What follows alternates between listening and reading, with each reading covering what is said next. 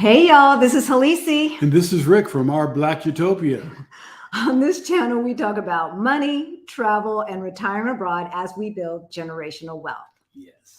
So what are we going to talk about today? Today we have two special guests, Tawana and Liz. These are people that are going to make their lives in Portugal. That's right. But first, if you are new to our channel, Rick and I had a wake-up call about 6 years ago.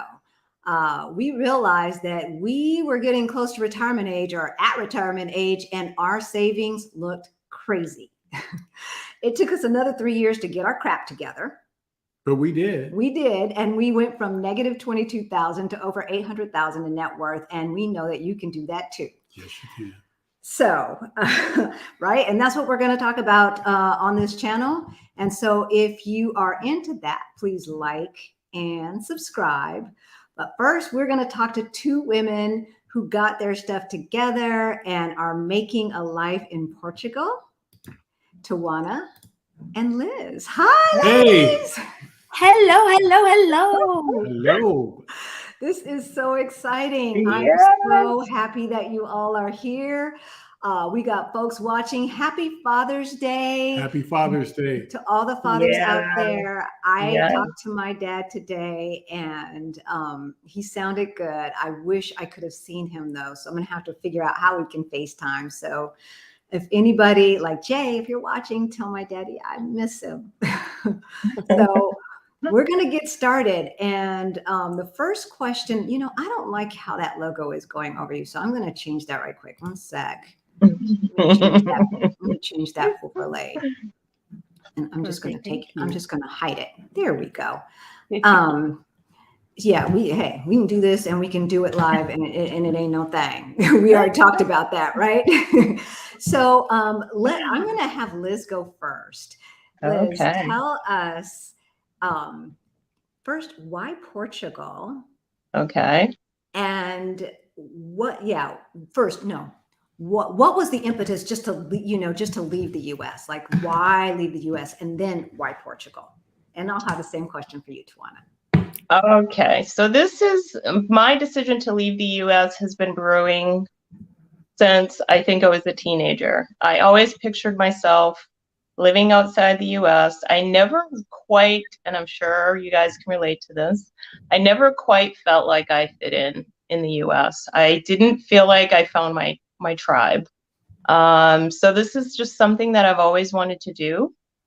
And as you can imagine, the recent events in the US and the recent climate in the US sort of prompted me. It was like, okay, now is the time. My kids are grown, they're out on their own, and there's really no more excuses as to why I can't leave. And so why Portugal? So I've traveled to many different countries around Europe, and Europe was it was either Mexico or Europe. And I was sort of leaning toward Europe because I wanted to be able to explore this part of the hemisphere. So not just Europe, but, go to Africa. And I just thought it would be a lot easier to move around from somewhere in Europe. So, I visited Italy, I've been to the UK, I've been to Spain, different areas, and Ireland. And when I hit Portugal, it was sort of like, this feels like home. I felt comfortable.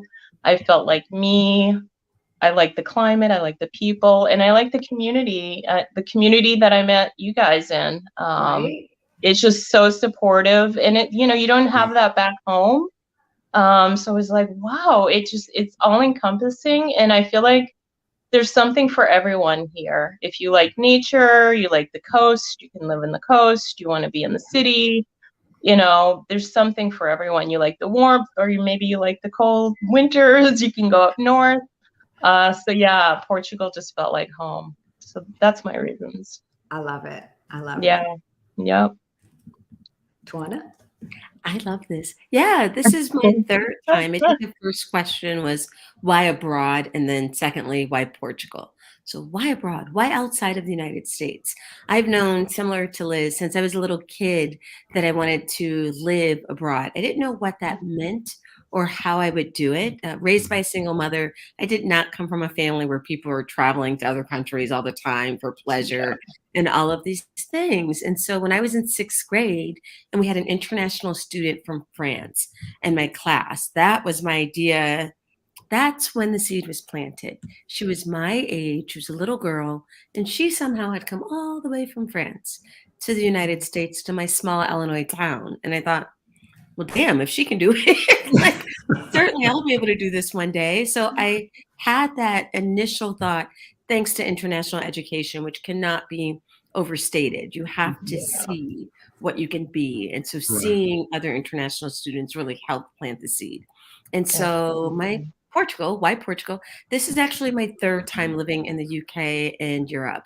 First time I moved to London immediately after college. I had studied abroad in Canterbury, England, and then loved living abroad. Didn't like Canterbury as much as I loved London. Wanted to be in a big city. So I worked abroad in London for a while, went back to the States, fell in love with the Dutchman, moved to the Netherlands, became a resident, learned Dutch fluently, which I still speak, went back to the US. So then when I got to this point in my life where I thought, I think it's a good time to explore living in Europe again. And doing that in a way such that it's not a time limited thing that I go and then I come back as I had in the previous years. I thought, what would it mean to make a neither A nor B, here nor there life, but one in which I could both be in the United States and in Portugal? An American citizen, a resident in Portugal. And so move myself and my business, I'm an entrepreneur, so that I can look at in a long-term journey, what might that look like? So I came to visit and fell madly in love with this country, the warmth of the people, the warmth of the sun, 300 sunny days out of 365 per year, the food, the diversity of the terrain, of the culture. It was important to me that I live in a country where people look like me. I would never feel at home if I was the only person who looked like me. I'd feel a little, and that is on me, not any other country, but I would feel like I don't fit in here. I don't look like anyone else here. So that was important to me too. So I love the diversity of Portugal. I know people who came here to visit me. I've had almost 20 friends come visit me, and some didn't like it. So Portugal's not for everyone. I mean, no place is perfect. And in particular, my friends who didn't like it as much as other places, they're like, it's fine enough, but they didn't like it. New Yorkers, they wanted more of a Paris experience, a London, a Rome. Lisbon's a much smaller town. You can walk from one end to the other in about 40 minutes. So they were looking for something much more large metropolitan areas. So Mexico I love City. Lisbon. I always encourage people, find a city that fits well for you. Yeah. Absolutely agree. So it's not that they didn't like it, it's just they didn't prefer it because they wanted a bigger interest. Absolutely. They enjoyed being here, but it was not a place that they can see themselves living long term or necessarily repeatedly visiting. It's like, oh, that was nice. And then they were done. And so one sees themselves settling in Spain and the other sees themselves settling in France. So it's not like they don't like Europe. It's just they like this region. Portugal's not particularly for them. Right. Madrid and Paris then? Yep, exactly. Okay. Yeah. Hey, Tiffany. She's working on her finances right now to move to Portugal with her son. One of the things that Tawana didn't say is that she brought her furry baby with her, Catsby. I did. I brought my baby girl with me. And it's important to say that is the only family member that I brought with me. So if you're watching this and you're like, oh, but I'm a single person and can I do this on my own or can I travel solo? I did it. I am not married. I've gone on several dates in Lisbon, which I love. That's fun. We'll get to that. Dating. Yeah. We don't have children. I've never wanted children. So I came with my little baby girl Catsby with my cat. And we have our little home here and we're doing it. I love it. I love it. Let's see where people are logging in from. We have got Tiffany logging in from Florida. Hey, Tiff. Hey, Tiff. Chandra logging in from Maryland. Isn't that your stomping ground, Tawana? That is. I was born, I've been a journeyer my entire life. I was born in Chicago. My parents divorced when I was 2. And my mom was like, I don't want to raise 2 little girls in a city by myself. So then we moved downstate. And so I was raised Central Illinois, heartland of America, Bloomington Normal. So I spent my childhood there and in rural Mississippi. We're a great migration family, older relatives in Mississippi, younger ones in Chicago. And then my adult life, I've been traveling. I've told you about my time in Europe, the United States. I've lived in Los Angeles, New York City for almost a decade. And most recently, I was in Silver Spring, fabulous Silver Spring, Maryland, and then later in Southwest DC before moving here. Exotic Silver Spring. Exotic. Exotic Silver Spring, Maryland. Hello, Southern Rose, Tia D. Nice to see you back. Yay. And of course, Greta is coming in from Albany, New York. Oh, Virginia. That's right. She's in Virginia. Father's Day is celebrated on the 19th of March in Portugal. And it's, well, it's not celebrated on a date in the United States. It's celebrated on the third Sunday of June. And so that's interesting. So today's the 19th. So happy Father's Day to all of the dads in Portugal as well. Happy Father's Day. The four of us were at a Juneteenth. Yes, that's right. We were at a Juneteenth celebration earlier. I didn't have time to put together any footage or anything to show you guys, but I got some footage. All right. I got some of you guys playing spades, and boy, I tell you, no matter anywhere in the world where they play spades, you get some black folks together and they play spades. Everybody talks SHI. They got you. They got that you. was entertaining to watch. No that matter was where you are. So Liz, where are all the places in the States that you have lived? Oh, well, I haven't really moved around the United States that much. More, I've stayed, I have two girls, two adult daughters. And so I stayed in New England, so New Hampshire and Massachusetts. So different cities within New Hampshire and Massachusetts. But yeah, I'm a New Englander through and through. Okay. Yep. Yeah, it's just cold. And that's what I'm trying to escape. Exactly. Enough of the snow and the sub-zero temperatures. I'm so over winter. Yeah, oh my gosh. I do not. This past winter, I was like, this is the last time I'm ever going to shovel again. I just committed. I'm like, I'm out of here. Whether I go to Portugal, if I can't get to Portugal, I will go to Mexico and, stay there through the winter. But yeah, I am so over those winters. Too long, too cold and too long. Right? I don't shovel snow, but I know my husband does not like shoveling snow. And in a pinch, I will shovel snow. And I got a snowblower. Oh my God. Fancy. That's the best. That is the best. But it's like, okay, I'm done with this. I don't even want to blow it with my snowblower. Yeah, I know. Right. Not fun. It is so not our fun. daughter is on. Hey, Court. Hey, Court. She's in Illinois. She's in Illinois. Yes, Woo, yes. Best state in the Jay. union. We're trying to rescue her from there and get her to Europe. Yeah, absolutely. She'll Thanks, come. baby. Yes. And happy Father's Day. She said to you, Nubia Net, hey, good to see you back. Hi, guys. Can we see your fur baby? Yes. Can I bring her on? Catsby. Hey, Barbara from Connecticut. Is Lisbon a smaller version of San Francisco? Sarah, it's interesting that you would say that. Yeah. Because one of the gentlemen there she is. And I'm allergic to cats. I spent the evening at Tuana's house and I didn't sneeze. I think she's hypoallergenic. I think she's hypoallergenic. I'm just going to claim that. Yeah, she would never do that to anyone. I'm allergic, and she would never do that to me either. So Catsby does not inject herself into anyone's noses or mouths and call them into itchy eyes or whatever. She's a very wonderful kitty. I love her. There you go. There you go. Sweet. Nice. So a gentleman that we were talking to earlier did compare Lisbon to San Francisco. Yes. Yeah. Obviously, they've got the trolleys and the bridge and the hills. Yeah. But they don't have the little bitty 400 square feet cottages for $1 million. Right? Yeah, we hope they don't get there. So what do you two think? Do you, if either of you have been to San Francisco, would you compare it? I've never been, but I keep hearing people who have been there compare the two cities. Yeah. What about you? Tony? We always get to this. No, sorry, go ahead. No. Go. You've been to San Francisco. Yeah, I've been to San Francisco, and something recently, I can't take credit for this. I can't remember who said it, but in one of the expat slash immigrant groups, someone said there are two ways to see another country. You can either compare it or you can experience it.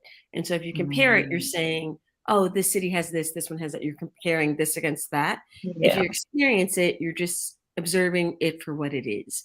And so I'd say if I compare San Francisco to, and I'll do both, right? So if I compare San Francisco to Lisbon, Lisbon is smaller. The bridge looks familiar because it's the same designers, right? The same people who made San Francisco Bridge made the 25th of April, 1974 bridge here. The weather is warm. People call Portugal the California of Europe. And so there are a lot of similarities to compare. Right.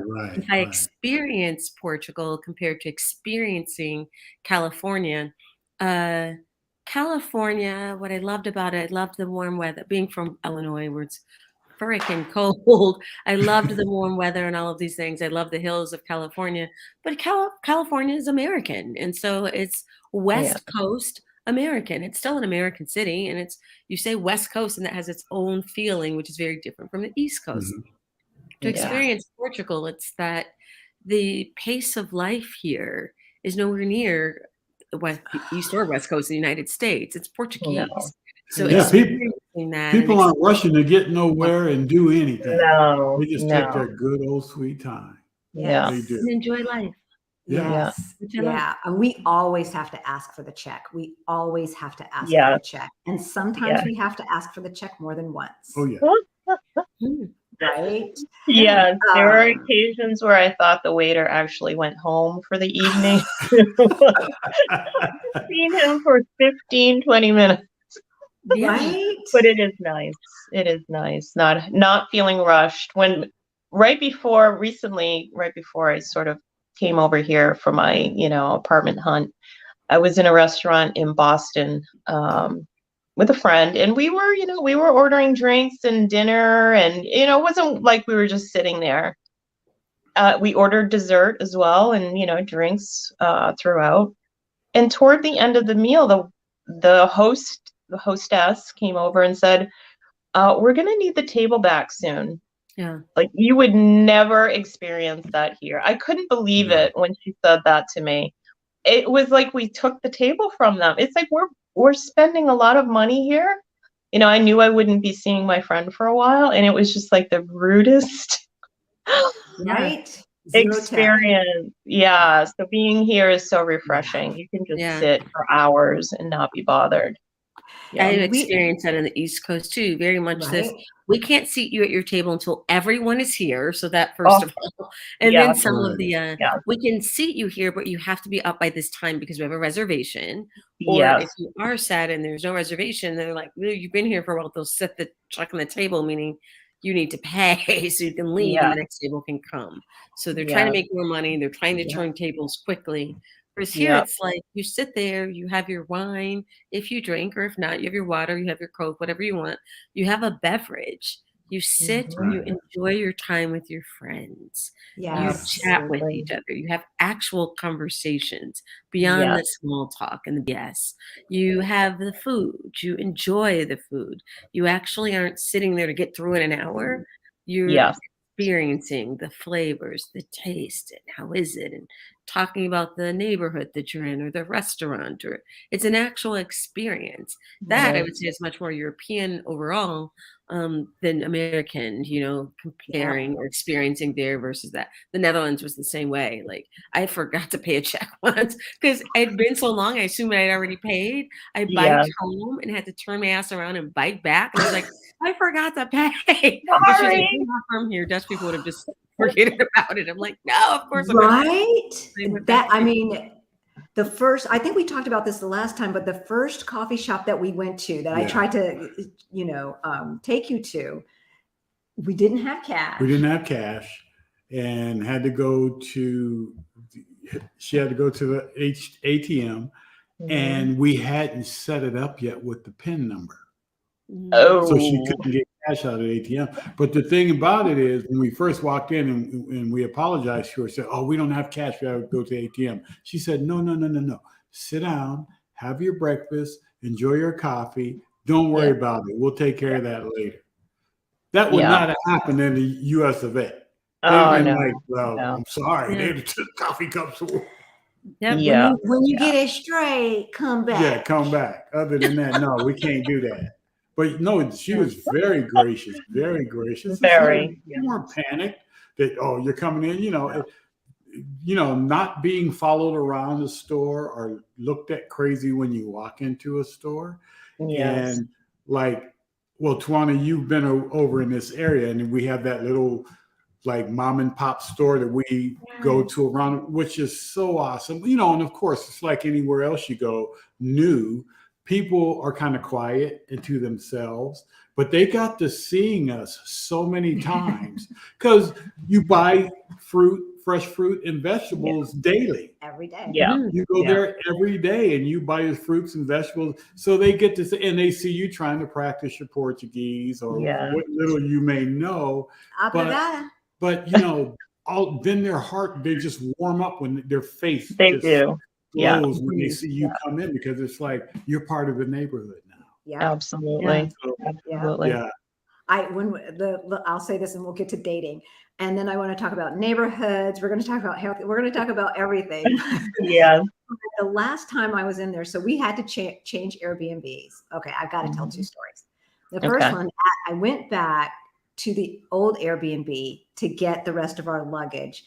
And the mom, who does not speak any English. None. So she's like, Chandu, okay, translation. So I'm pulling out the thing. And she's like, "How come you're not staying in this apartment for the whole time?" And I said, "Well, when we booked, it was all, these dates were taken up. And so I just booked it as long as I could." She's like, "We love you and we want you to stay here. So the next time you're in town, here's my phone number on WhatsApp." This is all through translation. "Here's my phone number on WhatsApp. And you just contact me directly. I will give you a huge discount, and we love you guys and we want you back." Nice. And she gave me a hug. Yep. Love it. I know. Come on, right? And so I'm logging all the stuff and I go back to our little corner store over there. And she says, "You have your NIF?" So NIF number, as we said before, is sort of like a tax ID, but it's a little bit different.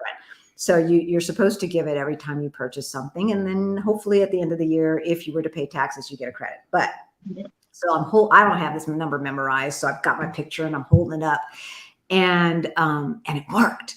And she's like, "Oh, you're almost Portuguese now." and she's like, "Ate logo, I'll see you later." Right. So it's just a different vibe. It is such a warm feeling. Yes. Yes. Mm-hmm. All right. So we know when we have single women. Yes. Dating. I am so glad that I will see, there was no swiping left or right or anything when we were single. Well, wait a minute. The guy at Poco, what is it? Pingo Doce? Pingo Doce? Oh, he was hitting on her. Oh, today. All right. I need your NIF number and your phone number. I was like, "Really, dude?" Nice. Really? It was teasing. I was like, "Gee, you get I love it. I'm invisible. I am invisible in the United States. When you get to be this age, you are invisible. Yeah. I guess I'm not invisible here. And, it's nice to be recognized not only as a human being, but as a female human being. So let's talk about dating. Yes. What you guys got?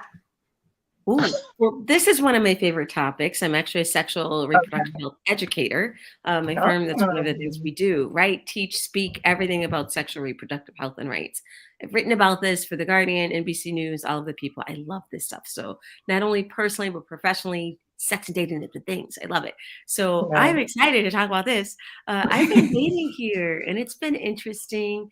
And that's a question people ask just friends or people in general. What's it like dating over there? And so I always say in everything, wherever you go, there you are. If you're someone Absolutely. who's not very like, into the dating, going out, whatever, you're probably not going to be a completely different person when you come over here, or the kinds of people that you're interested in. Maybe you'll open up a little bit, but chances are you'll kind of be doing a lot of the same that you were. So that's the first thing I like to remind people. It's that it's not a different planet. It's a different country, but for the most part, people are people, wherever you go, including yourself, right? But so I've enjoyed dating. I've met people at a lot of the expat and immigrant meetup groups and going out kind of groups, places where like-minded people, like-minded meaning we're all in the same boat here. This is not our home country. We're all learning Portuguese, finding our apartments, all of these things. So you're kind of sinking in that way, right? And there's something to be said about the kinds of people who decide to leave their country and go to another place. You have to have at least a very borderline, borderline level of open-mindedness to even embark on that. And so we're all kind of in that same community. So whether it's here in Lisbon, I think it's called Lisbon Storytelling or Storytelling Lisbon, or maybe Lisboa, which is Lisbon in Portuguese. So they have a monthly series. There's yoga in the park. There are all kinds of events. And so I tend to meet people, including men that I date, and all of these different kinds of events. So that's a great place to meet people. If you're single and you're in Portugal and you're like, where do you even meet people? Easiest way is to meet people who speak your language and are going kind of through the similar thing that you are. You'll have at least that trauma bonding together of trying to, right? So you have the other thing, all the apps that we have back home, Hinge, Tinder, Grindr, Match. Grinder, yeah. I get lost after Facebook. Facebook dating. WhatsApp. I'm still learning WhatsApp. Oh my gosh. But yeah, so all of the apps are active here. Yeah. And even if you have your account back home and you and your little smartphone fly all the way to Lisbon, it's going to automatically update you and say that you live here. So it'll start putting new people in your app. So I've gone on dates with men that I've met at events. I've gone on dates with men that I met at apps. I went on a date with a man that I met at Baissa Chiado metro station. An Italian man was walking by. I was like, I didn't know he was Italian at the time. I was just like, he's a fine ass man. So I looked at him, he looked at me, and I was looking at my phone. I looked up, he was still looking at me. And then I looked up and I was like, oh, and he was there and he looked at me, kept looking. He was, it's an overpass at that one when you transfer from the blue to the green light. And I looked up and he was there and it's like, oh, now I got him. So I finger wiggled him here. He got down, he got my number, and we went on several dates. So it's been easy to like meet people, I would say. To try and just say yes to everything, keeping my wits about me. I don't tell people where I live. I don't go meet strange people in their homes, like things like that. But as far as like being more open-minded, I've gone on dates with men who are much younger than I would ever date in the United States.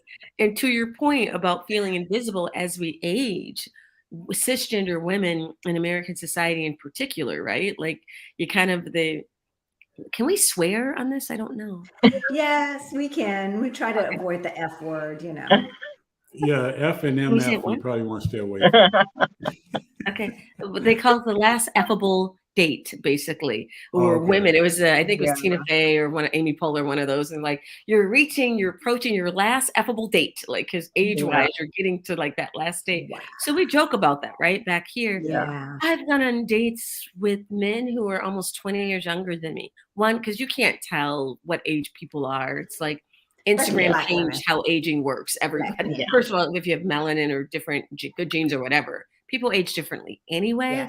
Add on top of that, we live in a very public facing, doing it for the gram kind of world. So people are much more camera ready now.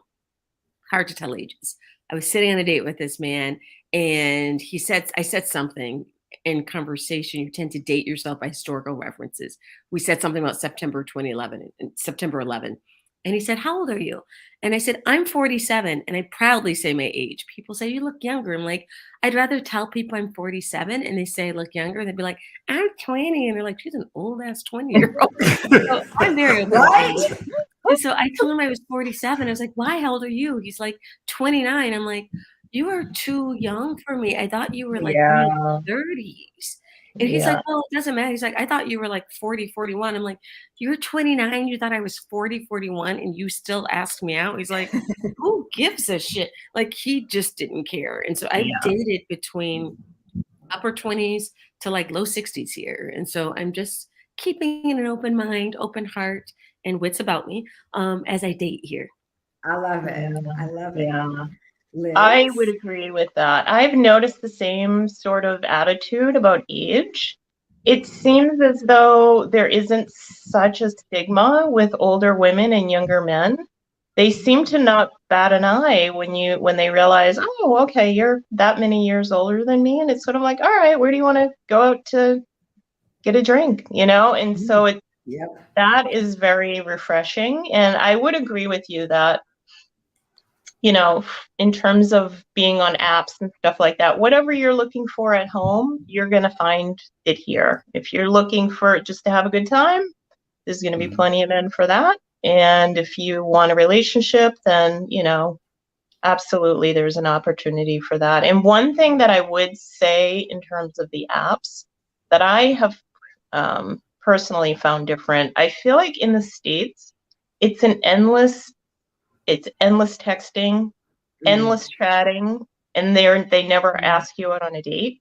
Whereas here it's like, what are you doing tonight? Or what are you doing tomorrow night? And they want to go out immediately. So that is really nice because, you know, that's the whole point. You want to get together and meet and see if you're compatible and, you know, just have a great time. So yeah, it's the dating scene here is 2 thumbs up. That's for sure. Yeah. And Wow. while we're talking dating, and that's for everyone, because often when we talk about dating and sex, sexuality, gender, all of these things, we also have to remember everybody dates very differently. Not everyone is straight. And if people are LGBTQ, QIA, not everyone is out or open. Not everybody's monogamous, right? And so like whatever your way of being in the world and loving in the world, whether that's you and your girlfriend, you and your boyfriend, you and your girl and boyfriend, or you and your 2 partners that are like not about the whole gender and pronouns bullshit, you know, like all of those things, whatever. Humans are humans all over the world. And so when people ask questions like, are there queer people there? Or are there Black people there? Everyone is everywhere for the most part, right? So you can find your people, you can find your tribe that may or may not be in Lisbon, that may or may not be in Portugal specifically for you, or that may be specifically neighborhoods. So it's like, it's a big, wide, delicious, yummy world. So find your spot in it. Your juicy, wet spot in it. Hey, Kalia is in Portugal by way of North Carolina. We just met a lady who's from Charlotte, North Carolina. She was at the Juneteenth picnic, chilling and deciding how much time she wanted to spend here in Portugal. You know, interestingly, yesterday when we were on our way to the dinner party at Twana's house, there was a pride parade. Big pride parade. Yeah. Oh my God. It was huge. It was huge and taking up one of the major streets that we had to go up to get to Twana's house. So we're like filming and then trying to elbow our way through at the same time. Like salmon swimming upstream. It's like, oh God, are we going to get here? Right? Get them Uncle Rick. Go get him Uncle Rick. Hey, nephew. I love it. That's my nephew, Dan. Whitney and Stephanie were the spades champs. Okay, so Kalia. Oh, I know. They're lying in this comment section over here about spades. Who really won? So, you know, they were, you know, between them and then the ones that we played after, which was who did we play after? They were so serious. You know, my partner Twana just made a simple mistake, grabbed it back up. They're like, no, you reneged. Give me those books. And I'm going to tell you, had they not taken those books, we would have whipped stay behind. Exactly. And they know it, which is why they cheated and stole our books. They know it. Yes. I told Twana, I said, look, the reason why you made that mistake is because we had to get back home so we come say hello to you guys and not have to be rushed. So, we know who we are. We know who we how are. good I we came are back at here and spades. blasted Freddie Mercury's "We Are the Champions," and I was like, we won. It's good. Hope you guys had the opportunity to enjoy the Saints festivities. It's such a big Portuguese tradition. Oh my God, so much fun. Right. We are here in June because of Christina and Aman from Our Rich Journey. They're having meetups next week, and that kind of dictated when we came to do our exploratory. And thank God we're here in June. Yeah. Yeah. And guess who we met today? Christina and Aman at the They were at the Juneteenth. I forgot about that part, but yeah. And so everywhere you walk, especially in the evening, all of the squares have things set up. They have booths set up. They have music and sausage and churros. And there's always something going on. There's always something going on. And it reminds me, we were blessed enough to be in Europe during the holiday season the last time, and the same thing during the holiday season, right? Especially around the cathedrals. They have all of these booths set up and they have music, and it feels like a festival. So thank you, Louise. Yes, we have been totally enjoying it. Yes. Nubianette says, I think comparison is what people do first. Yeah, before focusing on the experience. I think, we kind of have a tendency to want to not just categorize it, but say, what are the familiar parts? One of the things that is familiar here are, the amount of Black folks and the diversity in the Black population here, right? Yeah. That reminds me of home. Even though they're, very different culture, but just the diversity, the amount and the diversity of the Black folks, from folks who have been here for generations and generations and hundreds of years to folks who are just now coming either from their former colonies or from other places in Africa or like us. It's amazing. The other thing that was interesting, and the first time it just kind of popped in my head. So we're on the metro getting lost again. We're in Almada on this side of the bay, and we look over and there's a grandfather holding a Black baby. And that is so common here, but not at home, just not at home. Yeah. And, it's whatever. And so it's good to see that, there's just a lot of different ways to do life. Yeah. Absolutely. Yeah, definitely an improvement on the vibe, because the freneticness of the United States. And one thing that we were talking about, it's like, how come I didn't meet cool people like this in the States? Yeah. Are we meeting the coolest people? We are meeting. Oh, I'm telling you, Tawana, meeting you from the first moment on, it's like, God, I've known her all her life. Yeah, because she's much younger than us. Because she's much younger. But it's like, oh my God, it's like everybody here that you meet are so accepting and so giving, and they just share. It's like, this is my community. You are a piece of my community. Yeah. And it shows. It is definitely shown. It takes a little bit of family. Yeah.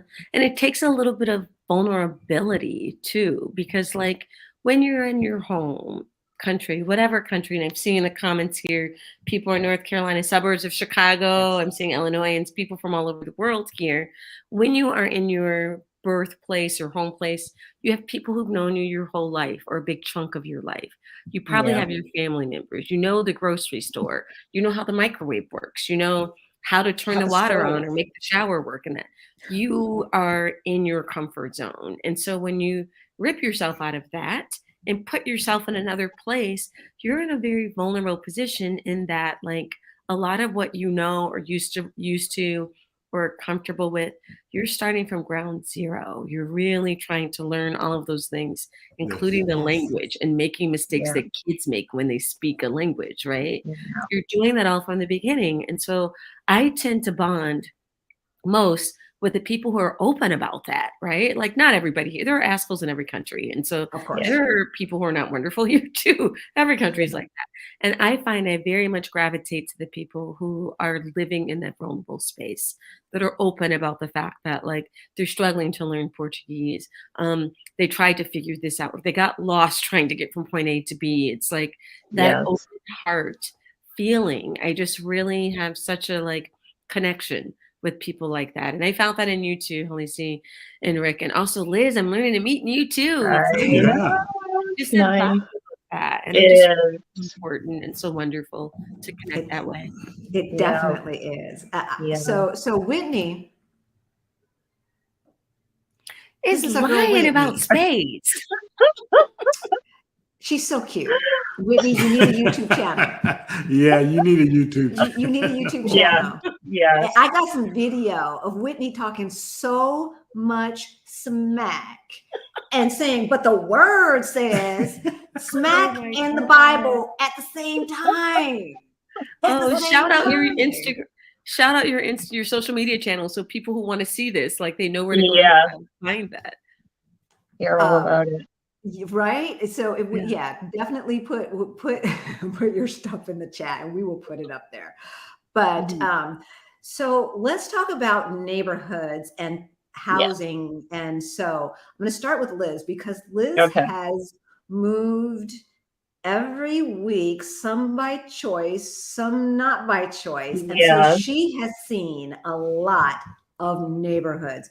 And I have to say, right, we're trying for the D7 visa. And so when we first started doing our research at the early part of the pandemic, they did not require a 12-month lease out of the San Francisco office. So that was what we wanted to do too, right? Just try this neighborhood 1 month at a time, this neighborhood, and then decide, right? That's not going to be an option now. So tell us about that and what you have seen with the different neighborhoods. Wow. Yeah, I've seen it. It's sort of run the gamut.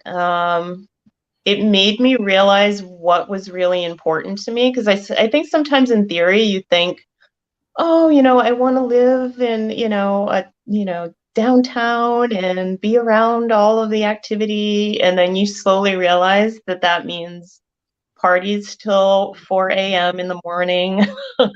She's not exaggerating.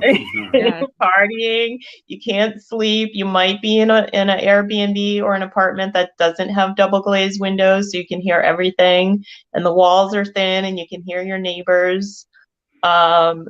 From that to neighborhoods that are, on an incline like this, and do you want to live a life of walking up and down that hill every single day that you need to get out and do groceries and run errands and things like that? So it helped me to decide like what is really important to me and how do I see my life and what comforts do I really need and what ones can I, do without.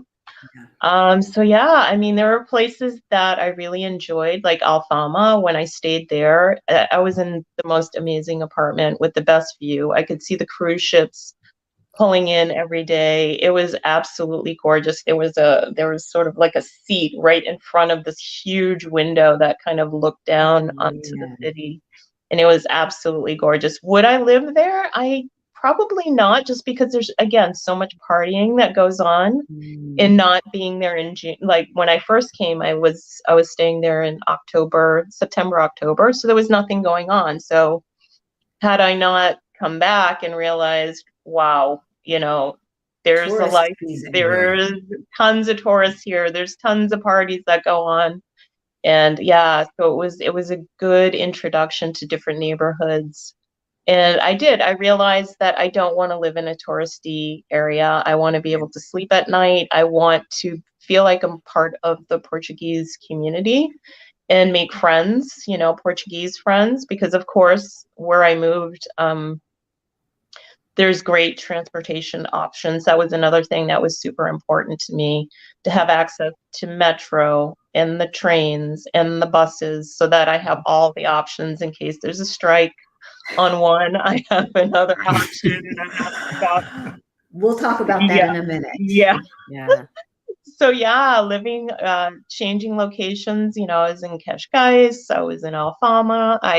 My first trip, I went up to Porto, I went to Coimbra, I visited Nazaré. So, and then within Lisbon, all the different neighborhoods, Camp de Ric, Baixa, just all over the place. And it again, it really helped me to sort of solidify, yeah, this is how I see a life. There's a tourist life, and then Right. there's real life. And then there's Yeah, life, you life. need to have a grocery store that's nearby, and you know what I mean, those creature comforts, because it's hard enough to leave your home country and come to another one, and you don't want to be struggling every day with, I have to go a half an hour to just get some eggs. You know what I mean? So yeah, ease was really important to me, and moving around quite a bit taught me Yeah. which neighborhoods were going to work. Yeah. Yeah. Not about that struggle life. Yeah, So, no, I am not. have you chosen a neighborhood yet? I have chosen a neighborhood. I initially wanted to move to Alvalade. I think I Ooh, said it's that right. nice. Yeah, That's a a lot. very cute Of course. neighborhood. Yeah, it's good. It has a good neighborhood vibe. It's flat, which was really important to me. There's good transportation options there. But I ended up in Set Brioche, which is near Ooh. the zoo. So there's Okay. tons of buses coming through. The zoo being there, I think, helps. There's just a lot of buses. The metro is there and the train is there. So, and it's easy to walk to, it's a short walk to many different things. Green space was important to me as well. So, yeah, that's where I'll be setting up shop. Hopefully, Wow. All I right. know, it's exciting. It's exciting. Yep. Mhm. Yeah, Definitely. Nice. Mm-hmm. How's your housing situation, and what are you looking Yeah, at? so I, like Liz, checked out differences. So before I moved here, I came to Portugal a bunch, and so I wasn't set on Lisbon. I wanted to keep an open mind. So I went to Porto, I went to Coimbra, like I kind of went around, went out to Cascais to see like, what town would it be? Because I think that's one thing that people come to Portugal, which is a country, and think, oh, okay, we have to go to Lisbon. That's like Yeah. people moving to the US and saying, I could only live in New York City. You're going to pay Right. for that. And not Yeah. everybody wants to live in New York City. So Yeah. it's like finding what is the right space in the country was important to me. And so I love Lisbon, but Lisbon metro region is large. That encompasses like out towards Cascais, over east, out south on the other side of the river. So it's like the Lisbon metro region is actually pretty large. Yeah. So for people interested in Lisbon, one of the resources I found incredibly helpful is a site called Hood Picker. And I'm not on anyone's payroll for this, so they could be the horrible. I don't know these people or anything, but I find it helpful, like neighborhood, but hoodpicker.com. Okay. And what you do is you go in and it tells you, okay, interested in Saldana, this is what it looks like. This is what you can expect, all of that. Yeah. And then Yeah. what happens is tourists, people who come to Saldana, they're like, oh, this reminds me of X. And so then at the bottom it says, if you like Saldana, in France, it's like this neighborhood. In Germany, it's like this part of Berlin. In the US, it's like this city. So all of these kinds of things. So I find that helpful just for like a touch base. Of course, it's not going to be exactly like that, but like Yeah. Pink Street, for example, in Lisbon, I could tell Chicagoans, Russian Division? That's Pink Street. Like, oh, okay. People are throwing up and pissing on the street and partying all night. I got it. I see what you mean. Kind of thing. Get a sense of like what it means. And so Hood Picker is great for that, for getting a Hood sense Picker. of what is this like in the world. I found that super helpful and read every single entry to get a sense of that. Is that hoodpicker.com? A lot of what was said about that. It's not just what's important to you. I heard her say green space, I heard her say not people partying in the middle of the night, access to transport. So those kinds of things, I'm making my way through that as well, of like, what are the things that are important to me? I had a therapist. I love therapy. I call therapy yoga for the brain. Just like you should go to the gym and you should move your body, even if you're not like morbidly obese and dying, right? And those aren't together. People are thin and dying. People are morbidly obese and healthy, right? So those aren't together. But if you're not doing well, that's not the only reason you should go to the gym. and or move your body, you should be moving your body on a regular basis because it's a living thing and you need to do that to stay healthy. I felt the same with food therapy. Before I make any major change in my life, I always go to therapy and kind of talk through what I'm thinking. Great advice I got from one therapist. She said, you know, if you're thinking about moving, and I followed this for every move I've ever made, write down a list of 10 things that are very important to you, no matter where you live. Like write down like, this place will never feel at home if. Unless. I told you one earlier that if I'm the only person, not only am I a Black woman, I am a dark-skinned Black woman. So I'm not passing for Moroccan or possibly Portuguese or some other like, I am a dark-skinned Black woman. And that means a lot of things as far as the way in which I move in the world. And so I thought, and I love my melanie chocolate skin. And I love how I have the light on and it's like illuminating on my forehead. It's from white to dark brown. And you see it all. I love it. So I love the skin I'm in, and it's taken ages to get to that point. We're all on our own journeys of self-acceptance and love and all of these things. But so one thing on my list was, even though I love me, I don't want to be the only person who looks like me in a town. I never feel like that's my home. It's like, if no one else who looks like me has made it home, that won't feel like my home. And so that was on my list, that it has to be diverse and not just like Black, white, diverse, like diversity of ethnicities, of nationalities, of languages that I hear when I walk down the street. One of the reasons I loved living in New York City and stayed there almost a decade is it's a town of misfits of sorts. No matter who you are, you can come to New York City and call that home. Like everybody lives there. So those are the kinds of things that were important to me. Big green space, much like Liz. So I would encourage anyone else, take my therapist's advice. I pay for therapy, so you don't have to. So make your list of 10 things that are very important to you. I wrote it down. Where you might find them, what neighborhood in Lisbon, or what city in Portugal, or what country in the world, if it's not Portugal for you. Yeah. And, you know, I did write that down. 10 things that are most, because sometimes we get so caught up in our emotions that we let our emotions, you know, kind of, you know, take reign. So I'm going to go back because we've got a lot of stuff happening in the comments here. So I'm going to take a break right quick and see what, okay, comparison. We talked about that. Whitney. I'm glad you're watching, Whitney. Julie's from Brooklyn. Hey, and my daughter saying, hey, which we always like. Oops. It sounds like a wonderful place to live in comparison to the US. There is no comparison. Exactly.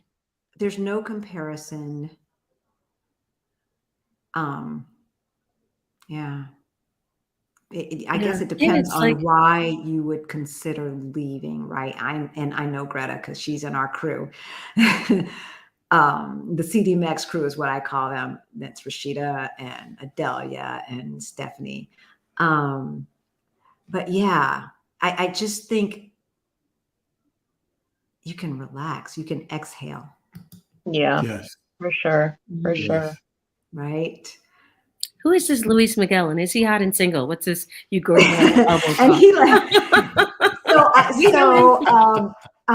there's two YouTubers that we follow, the Yarbros, and they started collecting patches because, you know, if you're traveling or you want to make a big move, you can't start collecting stuff. No.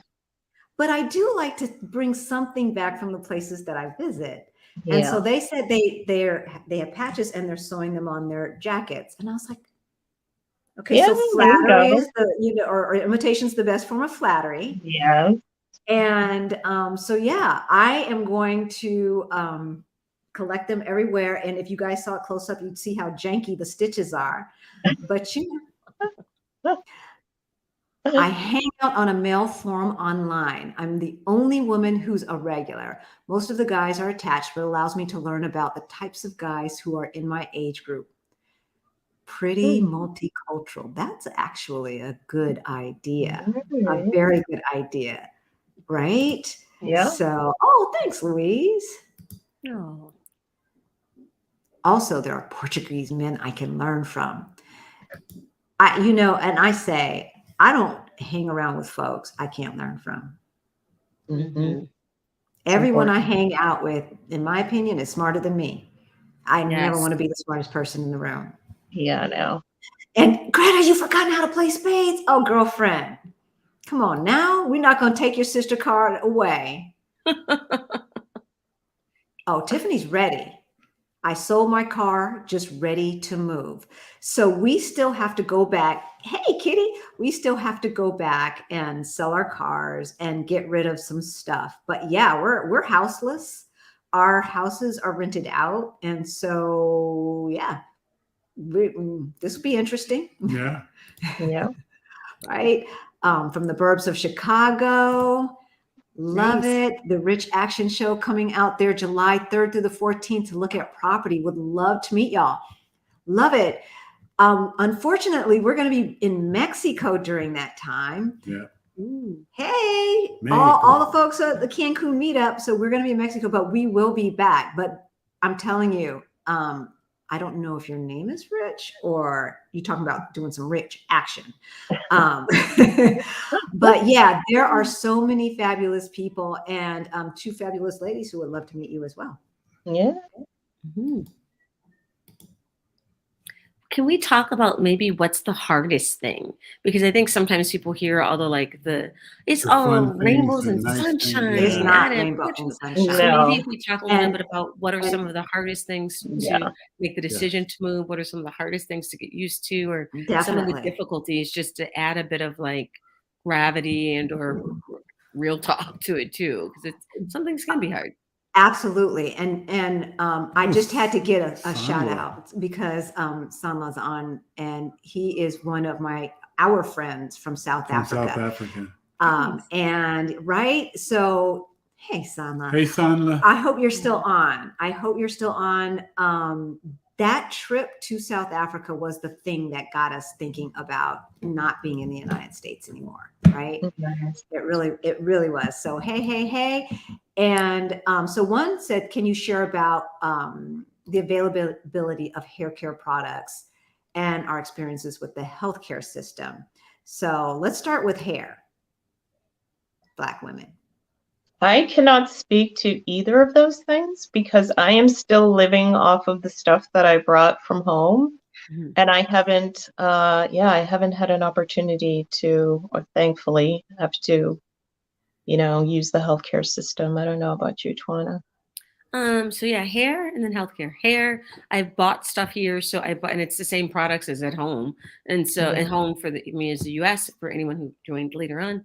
And so same products, they're easy to find them, especially central Lisbon because it's so kind of touristy in the like central parts. And so I found pretty much any hair product that I had back home, I can find here. There's also Amazon.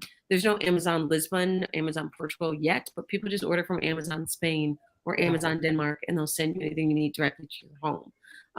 And so you can get hair care products, no problem.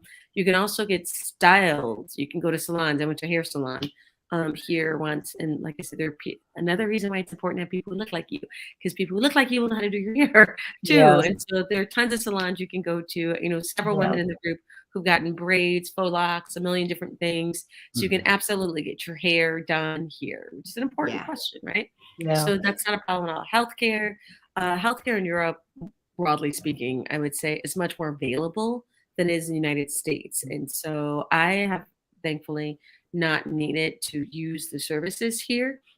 If you go on particular visas, I know the D7 requires you to have your own private health insurance, which is cheaper than what we would pay back in the United States for healthcare service. And so healthcare tends to be pretty good. And not only that, I feel like a healthier being. Rick was talking about buying fruits and veggies on a daily basis and walk 5 miles on average per day. I just feel healthier living here. And a lot of chemicals in the foods in the United States, preservative type chemicals, are banned here. And so the food just seems healthier too. Yeah. Yeah, you buy it, you better eat it because it's not going to last too long. Yeah. No. It will go bad. And it will go bad fast. I mean, the fruits and vegetables that we get, first of all, we get them from the local stores. the mini mercados, for the most part, because I swear they pick them, that morning. Yeah. And you get stuff and it's ripe. The only thing that I haven't found ripe in abundance are avocados. Interestingly enough, I was making some guacamole and salsa and chips and stuff the other night, and so it was hard to find a ripe avocado. But other than that, oh my gosh! So I'll tell you all the I haven't dealt with the healthcare system, but I did get a prescription filled. So before we left the States, I tried to get extra because I knew we'd been gone for 6 weeks and we'll be gone at least for another 6 weeks before we go and try and well, not try and do the paperwork and all of that stuff. So I called or because you don't call. I messaged my doctor through the website because that's what you have to do now, right? So I messaged my doctor and said, I need an international prescription. And she said, no problem. I've done it before. Just give me the name and the phone number of the pharmacy. So there's a pharmacy right next door. I don't know if you can see a green light because it's dark now. There's a green light, literally the pharmacy thing that if you're from Colorado, looks like a weed shop. I keep thinking it's a marijuana shop. I say, that's a pot shop. Or even California. Yeah, no, that's a pharmacy. It's a pharmacy, pharmacia. So we went in and so we've got a video coming out on this, a short one where we go through step by step what we did. But bottom line is I got what I needed, which you have to have a prescription in the United States. When I tried to get it outside of my insurance, I said, you know what, I need this. I'll just pay out of pocket. They were talking somewhere between $250 and $300. She did not, I showed her what it was. She did not need the prescription and we got it for €8.30. Yeah. I gave them a 10 and I got change back with no insurance. Yeah, I know. With no insurance. But I can't remember who, that was Julie. But Julie, Our Rich Journey, did a video about the healthcare system here, and their daughter actually had to go to the hospital for something. I don't know what. Spent a couple of days. She was there for a few days, and she's fabulous now. But yeah, she was there for a few days. This was about a year ago, and they dealt both with the public and the private system. And so Our Rich Journey. They're on YouTube and part of the reason why we're here. Yeah, absolutely. Right. Derek, all these faces are familiar. Lisbon is one of my places. Derek, come on now. I know. Leave that hot Colorado, can't breathe 6,000 feet in the air. Can Liz and Tawana speak about the cost of living in Portugal to their respective states in the USA? Ooh. Okay. Liz, do you want to take this first? I need to talk about this. Yeah. You need to talk about it. Because, there's two things. I know that Lisbon and Portugal in general are getting more and more expensive because of all of the, the influx of money and the golden visa and a million different other reasons why, you walk through Lisbon and you just see cranes and development everywhere. So obviously property values are going up. That being said, I am from New England, where before I moved, my landlord raised the rent by $500. Sounds familiar. And he raised it $550. And he was doing me a favor because I had been living there for so long. But my downstairs neighbors in a 2-bedroom apartment were paying $28.50. And I live in the suburbs. Like, I am not living in the middle of downtown Boston. So suburbs paying $28.50 compared to here. Like, I hear the arguments that it's not so cheap, and it isn't. It isn't cheap for somebody who's coming from maybe a part of the US where rents are really low, but living in New England and the Northeast, It's super expensive. So for me, I'm paying hundreds less than I was at home. Cable, Wi-Fi, internet, cell phone, the package, again, I'm signing my lease tomorrow. But the package that I'm looking at for, again, a cell phone, Wi-Fi, and cable is like $35 a month or 35 euros a month. So, I mean, and then the cost of food is cheaper, it's fresher. You can go out, you know, obviously you can go to restaurants and find American prices, you know, however much you want to spend, you can find it. But you can also go out and eat super cheaply, great food, great local food, sit there, have a bottle of wine, you know, with your friends and pay, you know, walk out of there paying like 30 euro, you know, it's just, it's incredible. The cost of living for me in particular, I can't speak for anyone else, but it's going to be so much less. I mean, obviously there's a cost of leaving the United States. You know, there's the expense of, you know, like you and I staying in Airbnbs for weeks on end, that costs a lot of money. And getting, you know, your first apartment, I had to put down a significant amount of money to secure that because of the competition of other people. You know, if there's a great apartment, everyone wants it. So the landlords know that, and they can, you know, ask for whatever it is they want to ask for to, you know, get the best proposal. So for me, the cost of living in the long run is going to be a lot cheaper, and I'm going to be able to save a lot more living here. Absolutely. 100%. Definitely. And the rents, I was told by my son, were going up like that, and from other people. Yes. And it didn't start just in these last couple of years. It started like 2017, where rents would, I remember rent would go up like 25, 30, $50. Yeah, no. These folks are like, oh, $200, $300, $400, $500. It's crazy. It's Twana? insane. Yeah, I was going to say you can live here somewhat relatively cheaper, like cheaply compared to back in the US, depending on where you live, right? Like where I grew up, Bloomington Normal, the costs are lower than they were where I've lived as an adult in Manhattan, New York City, in DC. Like these places are more expensive than where I grew up. So Portugal, what I find interesting is that you can find a lifestyle at very different price points. Cassidy wants to show you her ass, apparently. You can find a lifestyle at very different price points. So you can go out to dinner and pay €2 for a nice glass of wine. You can also go out for dinner and pay 12, 14, 15 euros for a cocktail, depending on where you go. And it's the same with renting. Like you can live in certain neighborhoods in Portugal and in certain kinds of apartments in those neighborhoods where your rent might be 500 euros, or you can pay 2,000 euros. So it's important to keep it in perspective that, like, I found things that might be more standard or the ways in which we're used to living in cities back home. So going out for drinks with my friends on a regular basis at rooftop hotel bars or rooftop restaurant kind of things. Living in the kind of neighborhood where I have bar, restaurant, grocery store, everything immediately right next to me. Having an elevator in my building, having heating and air conditioning, having like just certain things that which would be considered, if you're living in a big city, that kind of lifestyle is like that's city living for a lot of people. Not everyone, obviously, but that is how many people live. If you try and take that and move that to Portugal, you're going to pay a lot of money for that.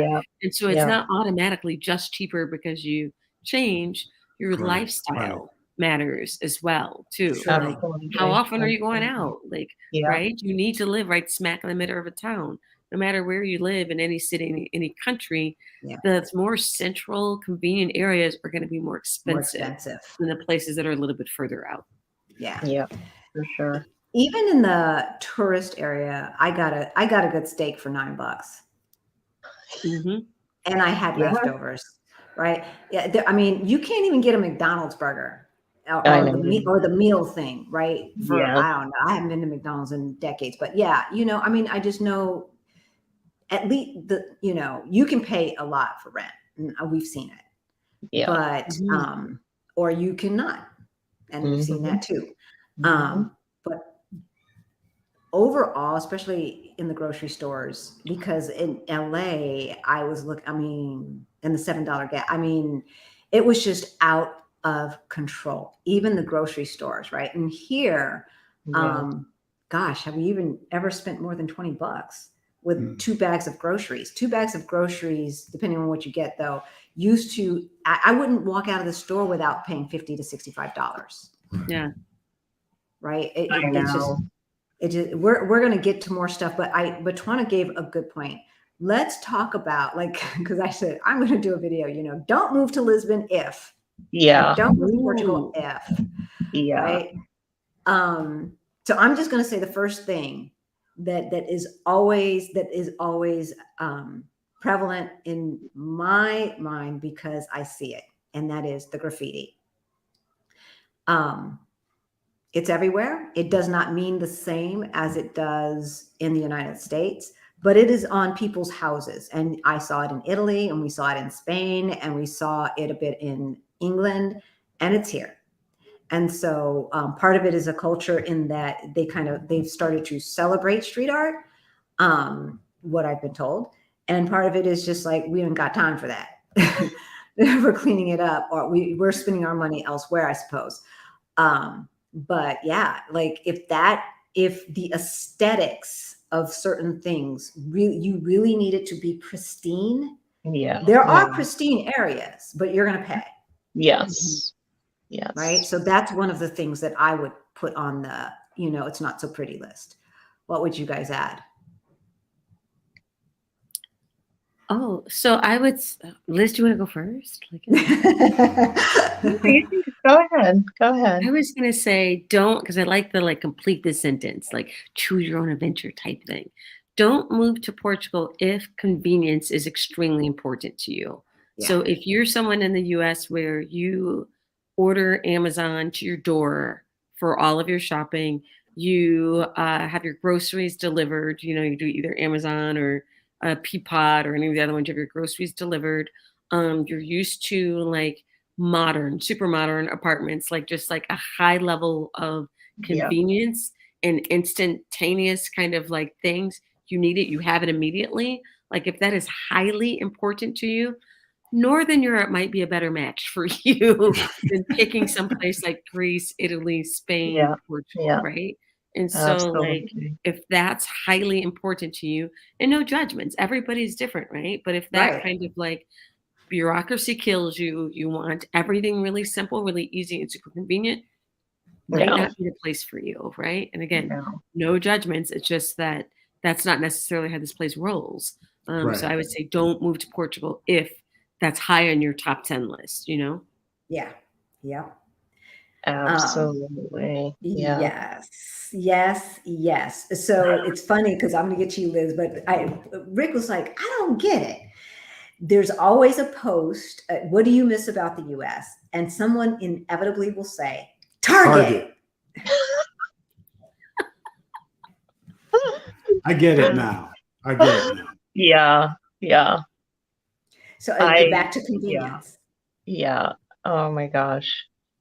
I want to do a video. I have not launched my channel yet, but I would like to do a video about being honest with yourself, really honest with yourself. Like when you ask that question, when you mentioned, ask yourself, is convenience important to you? And I think too often there are things that are important to people, but they go, oh no, it's so beautiful. Oh no, you really need to be honest with yourself before you uproot your entire life and go to another country where you might have a romanticized version of what that's going to look like. Right. And you have to be honest with yourself. Like you said, if convenience is important, if cleanliness is important, because there's dog mess all over the city, but there are in other cities as well, at home as well. If you walk through some of these, areas, and it's an ancient city. There's nothing new about it. And some of the plumbing is not so great, and you have sewer smells. And if you've ever been to Europe, Italy in particular, you walk around a corner and you're hit in the face with like, and these are all things that you have to be honest with yourself about. If these things are going to bother you, then you should not move here, because I keep saying to my kids, I'm on the struggle bus, because it's a struggle. You don't understand the language. You don't just when I got the apartment, it's an unfurnished apartment, and it's like, okay, cable, internet, cell phone, the water. I have to figure out, you have to figure out everything, and it's not in your language. So you're going to struggle, and that's the non-romanticized things that you have to keep in mind. Do you have the fortitude to, be able to just take a breath and, I'm not at home, I can't just get on the internet and have my cable set up, the next day, and, and nothing's convenient. You wait for everything. There's tons of paperwork. I open a bank account, they're still emailing me about things that they need for the bank account. I thought it was open. I transferred $1,000 into the account. Like, things are a struggle, but it's like if those things are going to drive you nuts, then you need to really reconsider, what you're doing. But if you say, hey, I know I'm going to get through it, and, I can roll with the punches, and I'm going to have to develop patience where, to a point that I've never experienced before. Right. If you're willing to make those sacrifices for an overall better quality of life, then you should go for it. But you really have to be honest with yourself. What's important? Yes. Do I want to live in the countryside? Because some people get to the countryside and then they're like, wow, no one speaks English here. There's no one around. The public transportation is terrible. So you have to really know what you need in order to, Yeah. be happy. And you're not going to change, right? That's wherever you go, there you are. So you can say, oh, whatever, because it can be very tempting in all aspects. I'm on a housing. I'm renting now. I plan to buy here. So I'm looking at housing, and I saw one place in South Bento, which is central area, but not too crazy crowded. Cute apartment, an historic building with the tiles up top, like traditionalist. I was like, oh, I love it. And I went in, and it was so small that it's not possible to have like a living room table, right? Like to have an actual table in their dining room table. You have your couch maybe in some space.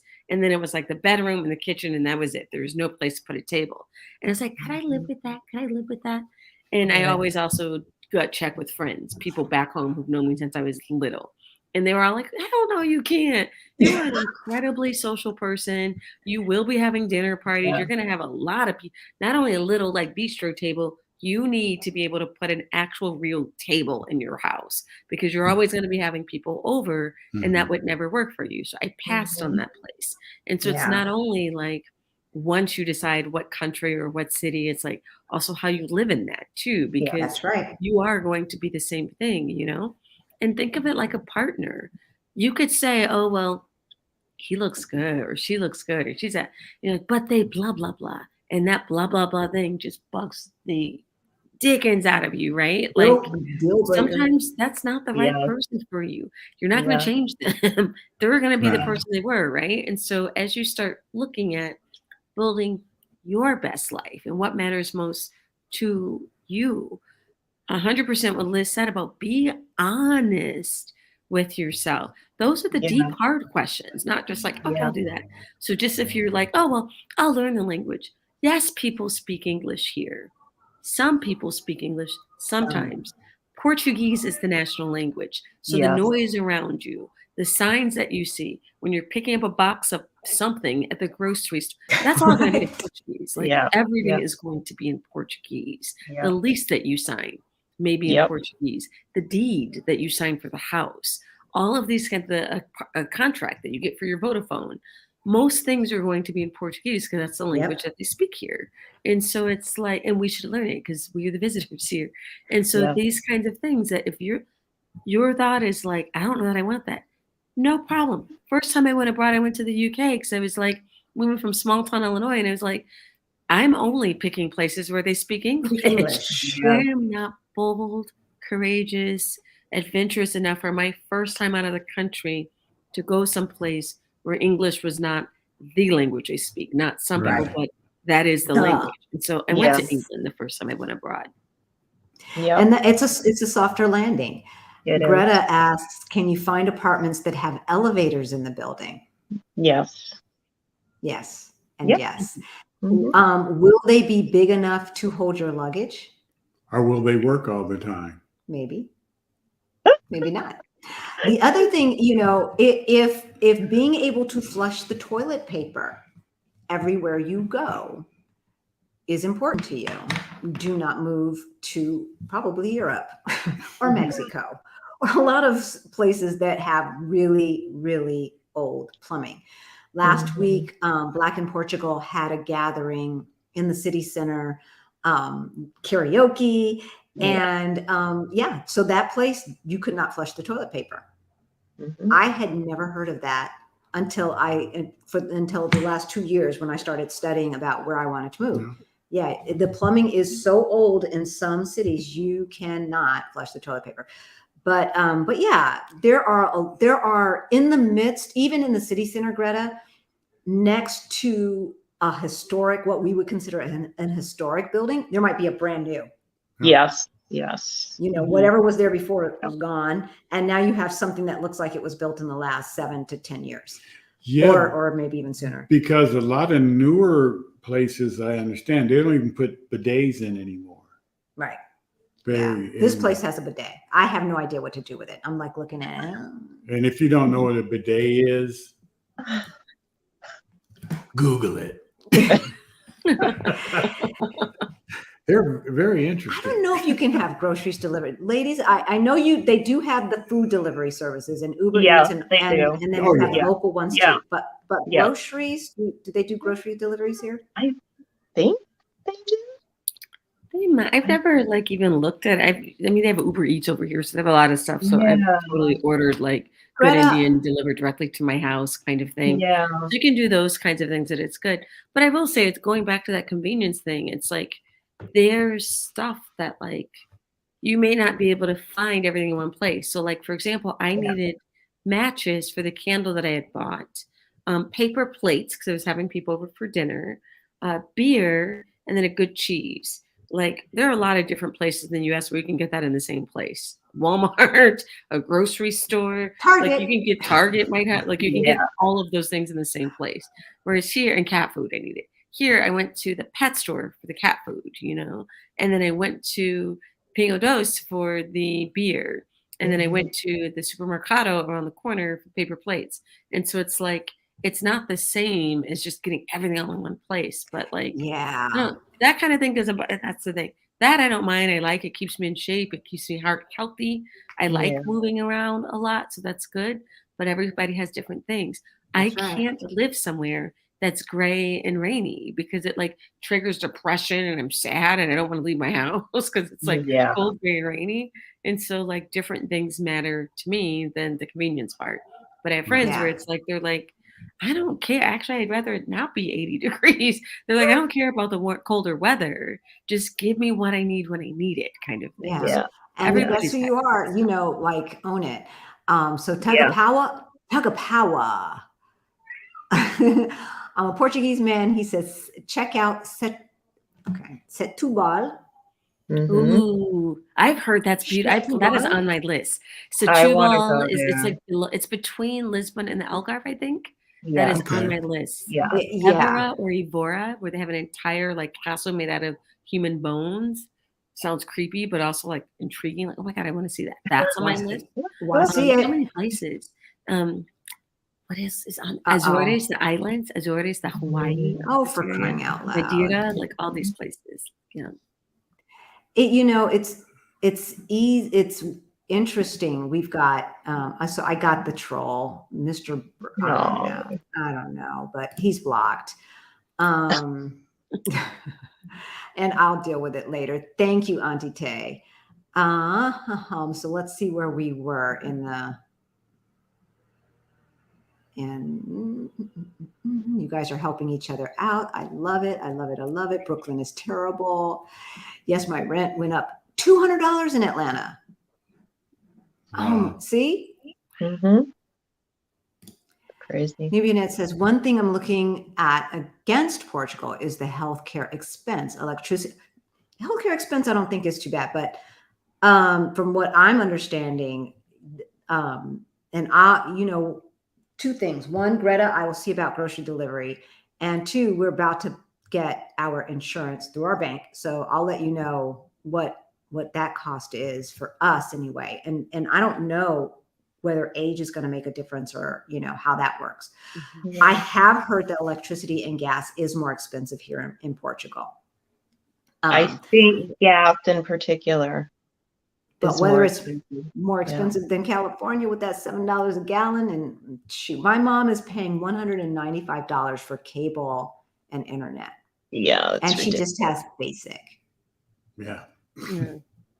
But then that also goes to that whole lifestyle change, right? Like if you run your air conditioning all day all night, you're gonna pay a lot of money here for doing that, Whereas if your window's open, not as much money. So it's kind of like people don't tend to hear historically either have air conditioning kind of stuff, or so if you have it installed and you're running it all day, then that's an extraordinary cost compared to what's usual here. So you'll pay a little bit more. Definitely. Do they have monthly, yearly leases? Any rent control issues? So they prefer yearly, annual leases, so they don't have to deal with it. They don't have to deal with you every, and monthly, I haven't seen besides Airbnb type stuff. Have y'all? Yeah, I feel like it's either or. There's going to be a lot of changes coming down the pike in terms of Airbnbs being in buildings where there's full-time, long-term residents. They're going to be shutting those down, which is, I think, great for everyone, for the locals and for anybody moving to the city trying to find an apartment. It's going to be a lot more available. But what I found just looking for an apartment is, it's either a short-term situation where they want you gone, in 6 months to a year, or they want you to sign a 3-year lease, which is in fact a 1-year lease because you only have to fulfill a third of that. So I feel like it's either or. You're not going to be able to sort of negotiate down a 3-year lease down to something less than that.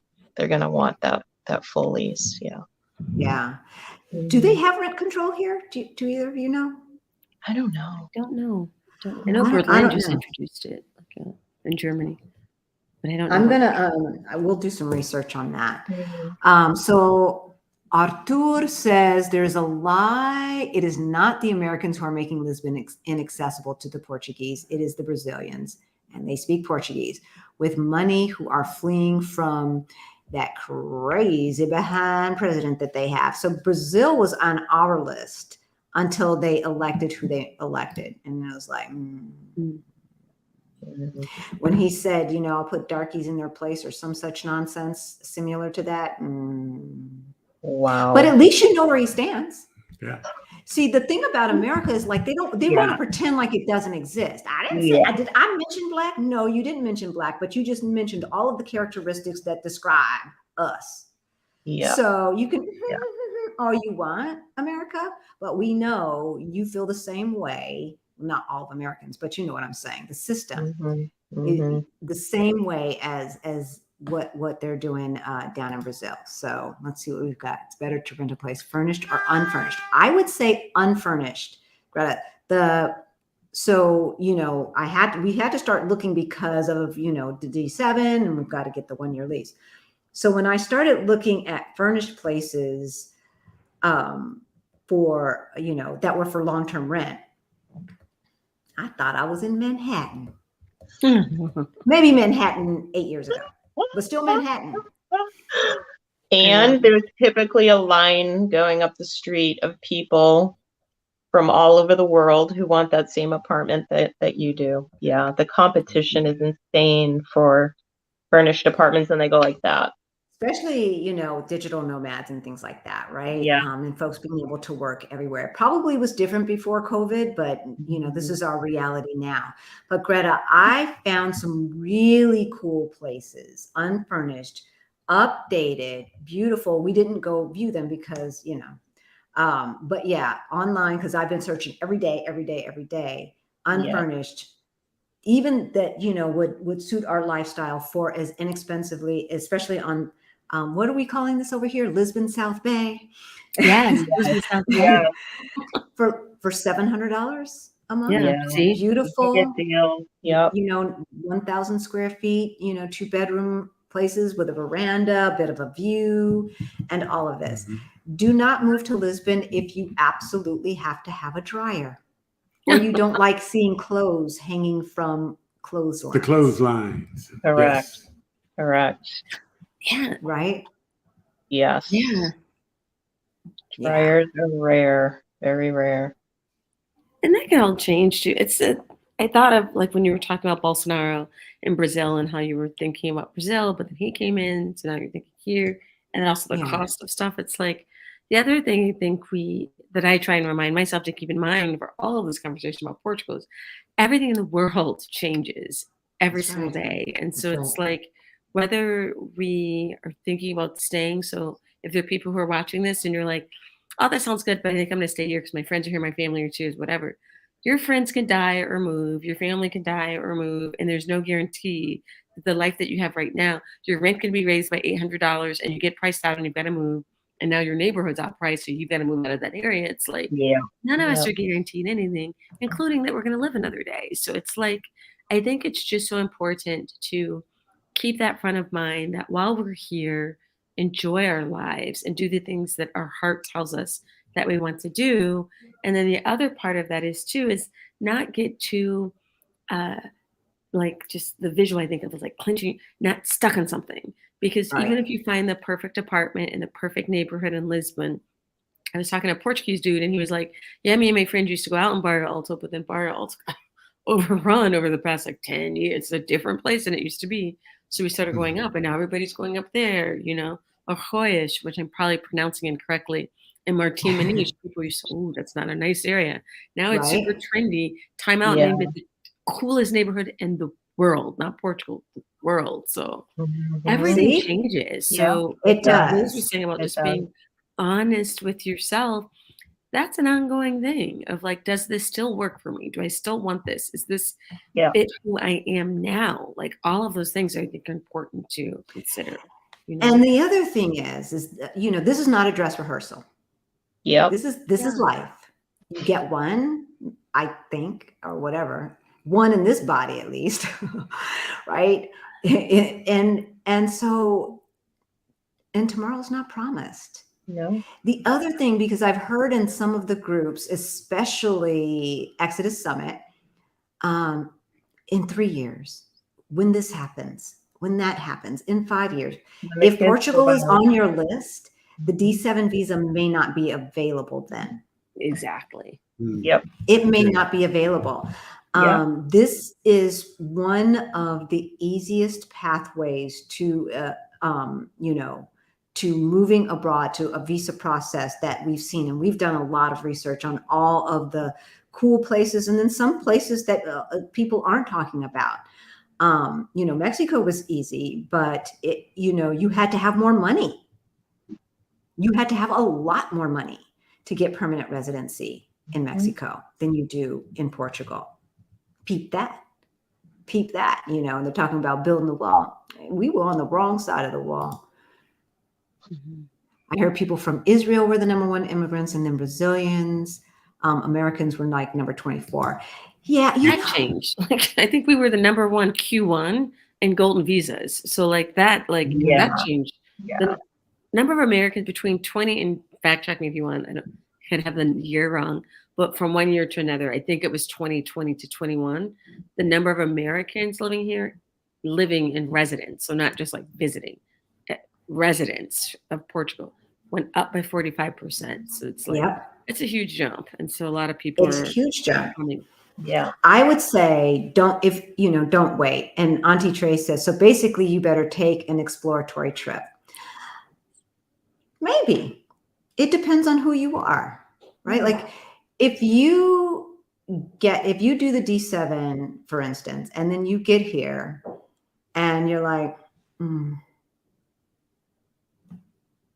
move. Yeah. Plus, it's a big country. It is a big I mean, not physically big, because physically it's pretty small, but it's a big country in that it is so diverse. So maybe you don't like Lisbon, but maybe you like Porto. Maybe you don't like Porto. It's too cool. You want to be in a small, maybe it's Coimbra, right? Like there are a lot of choices. I don't think I want to live in Lisbon city center.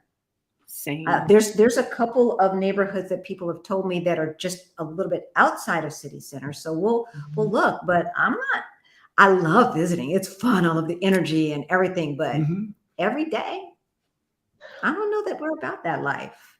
Mm-hmm. So yeah, we love Portugal. We do. Yeah. Very nicely sold.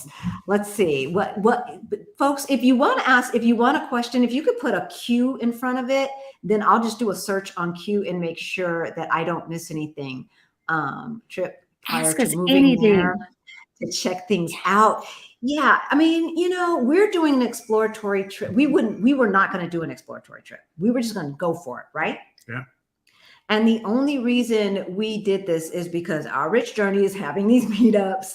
And if it weren't for them, we would not have found out about FIRE, financial independence, retire early. That's what FIRE stands for. We would have never heard of that. If it weren't for them, we would not have really seriously considered Portugal. And we're in one of their workshops right now. So yeah, we wanted to meet them, the people who kind of sparked this whole thing for us. And so we were kind of sold before we got here. This was a confirmation trip. This was a confirmation trip. It was. Right. And so, yeah, we've got folks helping each other out. I think I've got the troll. Mr. Buggles always wins. Like, I mean, if folks, thank you, Auntie. If folks would spend that energy for something positive. I live in a very clean town in the north, and I can assure you, I live in an extremely modern apartment por 600 euros. Ooh, nice. Oh. See, there you go. Yeah. Lisbon, in my opinion, is not a reference. You need to visit other towns. Yeah. Lisbon is like living in DC. I mean, it's a softer landing because there are, quite a few English speakers, not everywhere. Not everywhere. Yeah. Louise, I don't want to pronounce that because is he back? I think I blocked him. I don't want to pronounce that because I will butcher it. And then you'll say, stop, just stop, Halisi, just stop. Don't do that. Ooh, don't do that. So, and my Spanish will come in and it won't be pretty. Tavira in Algarve, a very good place to live. Ooh. Yes. Yes, we'll visit. It's a little bit more expensive. A lot of American and Canadian immigrants move to the Algarve. That is the place if you're unfamiliar with all of those pretty beaches and the jagged rocks that come out and the coves and all of that, it's beautiful and I cannot wait to get there, but it's going to be the next trip. See, they're still talking about their rent going up. Yeah, it's crazy. Yeah. It is crazy. It is. How is Braga? We are looking for short stay and long stay places there. So I've never been to Braga. Have either of you? No. I have a Portuguese friend that I met when I was in university back in the US. He teaches there. There's a big university there. So he teaches there at the university in Braga.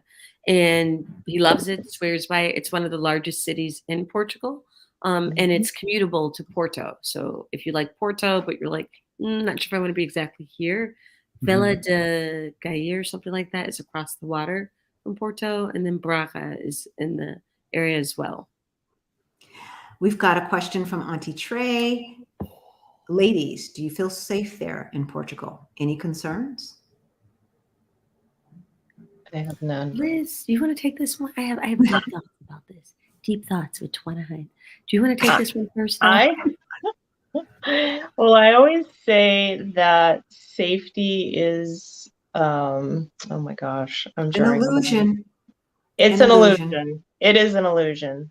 However, that being said, I feel safer here than I would in this, in a comparable city in the United States.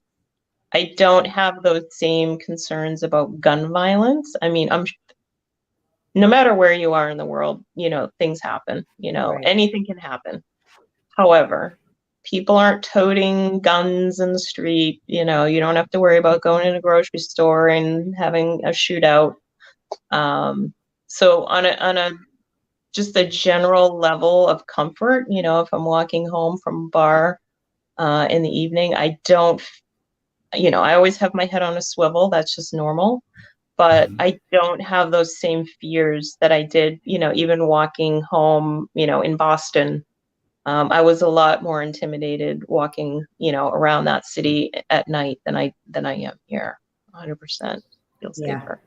Yeah, I struggle with this because I have Portuguese and friends who live in Portuguese residents, friends who are from other countries. So like British woman who was at dinner with us last night. Yes. Who've been living in Portugal much longer than I have been. And so looking at neighborhoods, I'm like, oh, that place, it was in Graça, one place I was looking at, but it was on a street, the middle of a very long street.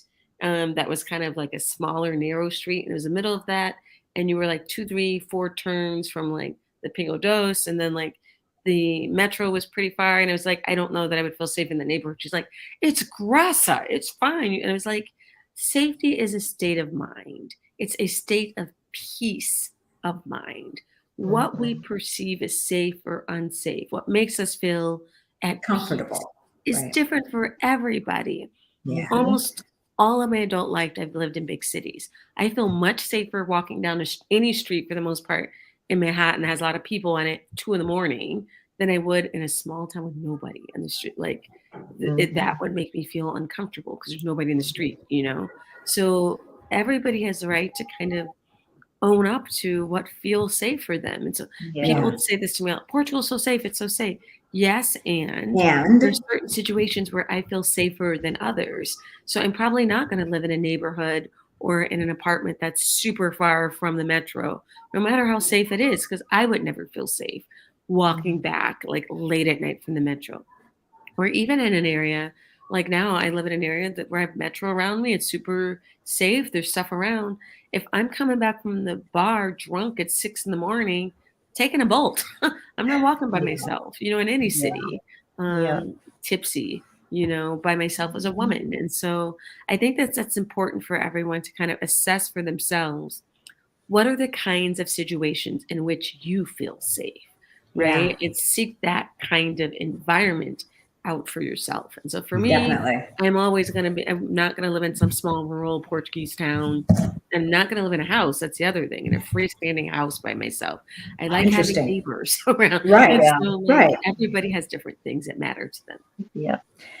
And it makes a difference. Like, the last Airbnb we were in, I was telling you guys that, I made friends with the neighbor. I gave water to her cats and that was it. Then, I didn't even know the woman spoke English. Not only does she speak English, I think she's from England. She had a British accent, but she's been here for a long time. I could tell that. But I was like, oh, so you've been whole now. and bum in me when you could have been saying, hey. And then I heard her speaking, you pointed out, to her grandkid. And it's like, oh, okay. So she speaks English. But the idea of having neighbors around you that are paying attention to your comings and goings and you make friends and looking out, right?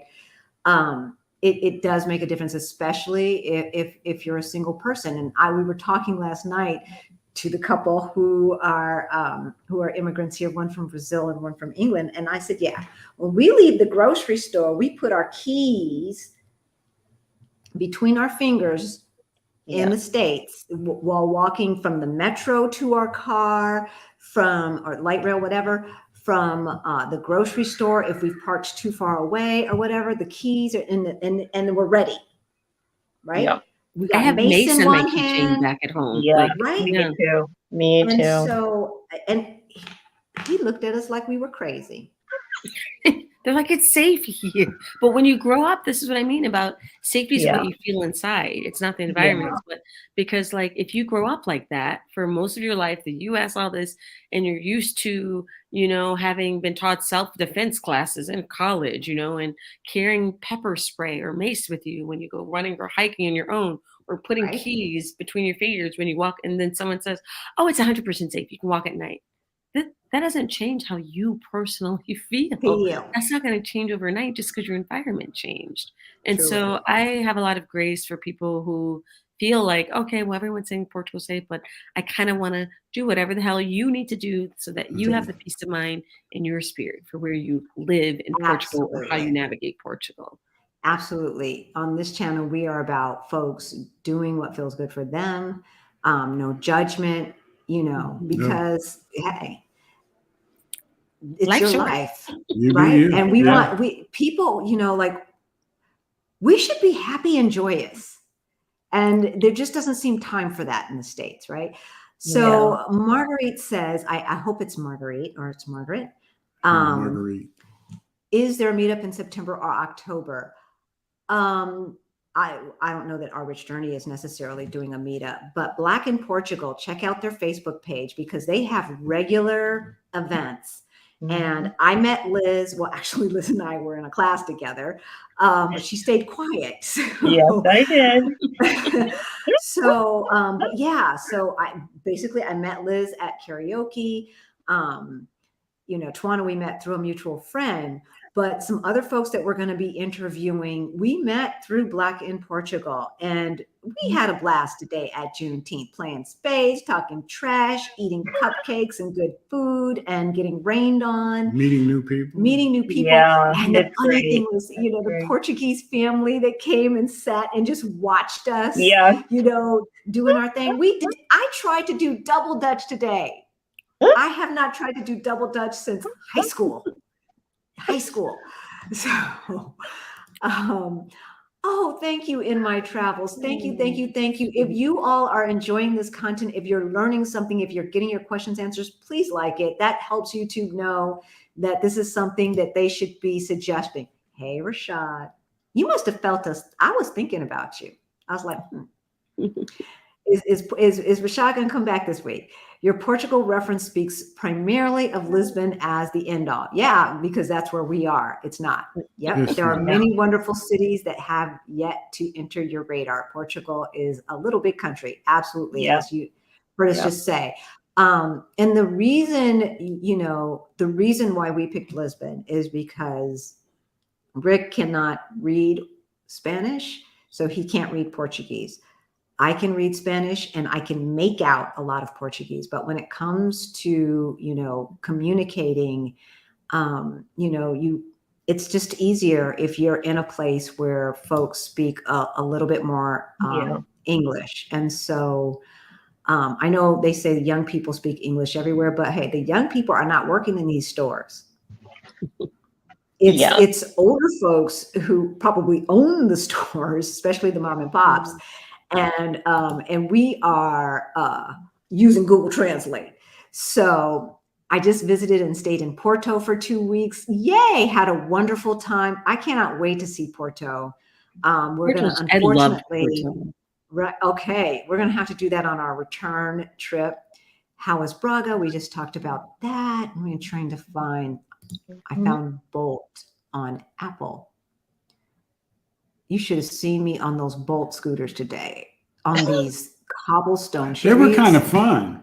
And then it started raining. See? Yes, I walk with keys between my fingers on my way to the car. Can Rick what? Yeah. It's kind of sad when you think about it. Like if you ask like 20 Americans, like what are things that you do for like personal safety back at home? You'll hear everything from I own a gun to I walk with my key. I don't own a gun. I'm not into whole gun things. But like I walk with my keys between I have mace. Someone said that they knew someone who carried a hammer in their car. I know a woman who sleeps with a knife under her mattress. Like just the amount of just trauma violence in the United States that does something to us. I have to believe there's a collective PTSD when we watch little kids be gunned down in schools, or when we feel like our neighborhoods and our cities and our country isn't safe enough to even just like walk down the street at night. Like that has to do something to our collective psyche, which is why some people are getting a reprieve and getting out for a little bit or a long day. Did you guys keep your US telephone numbers? And if not, what was the process to switch?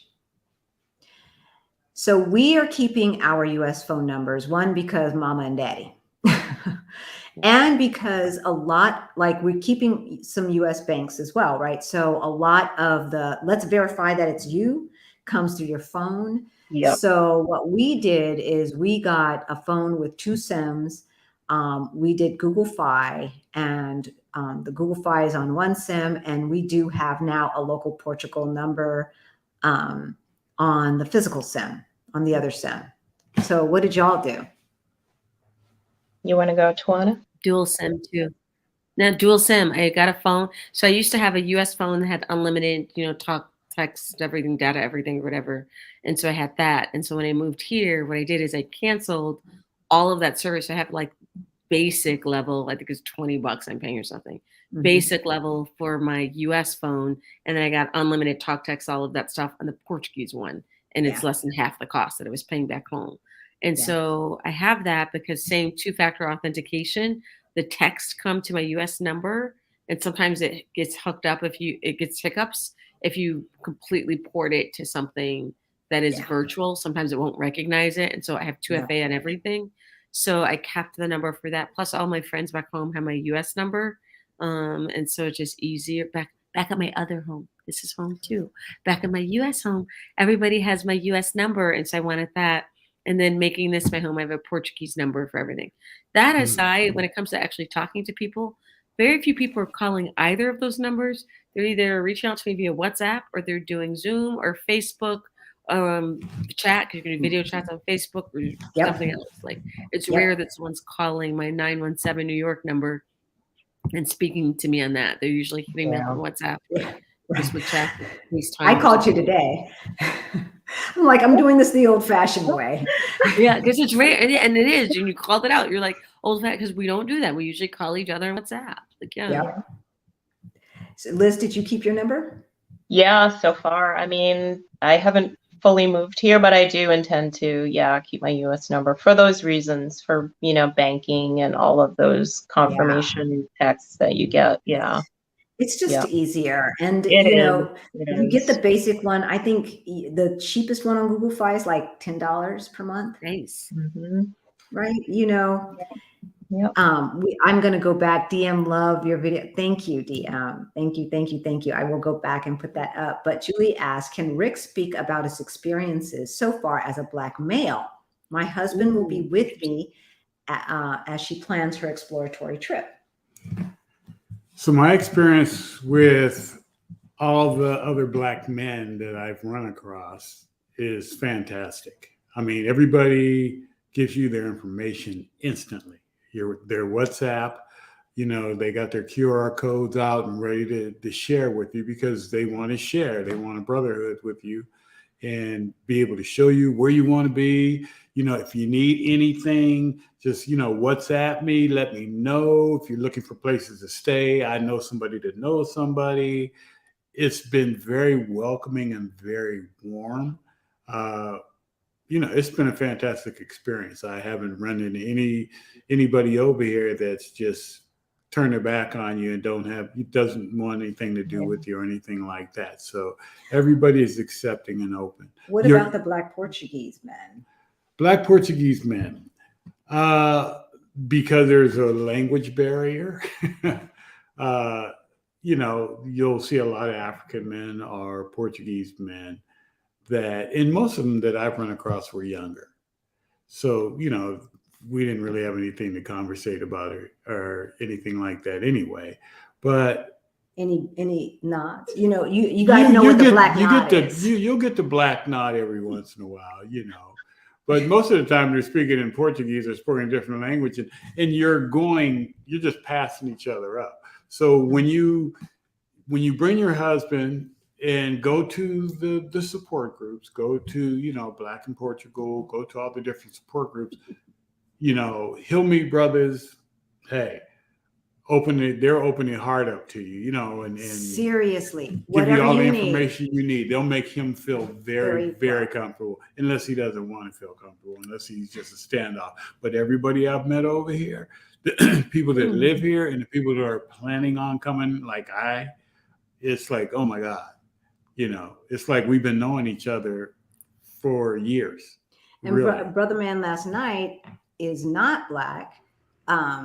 And he's been here. How long has he been here from Brazil? At the dinner yes. He's been here. So my friend, who's British, has been here, I think, 4 years. And he's been here, I think, longer than that. Yeah. So maybe 5-6 years, I think. Yeah.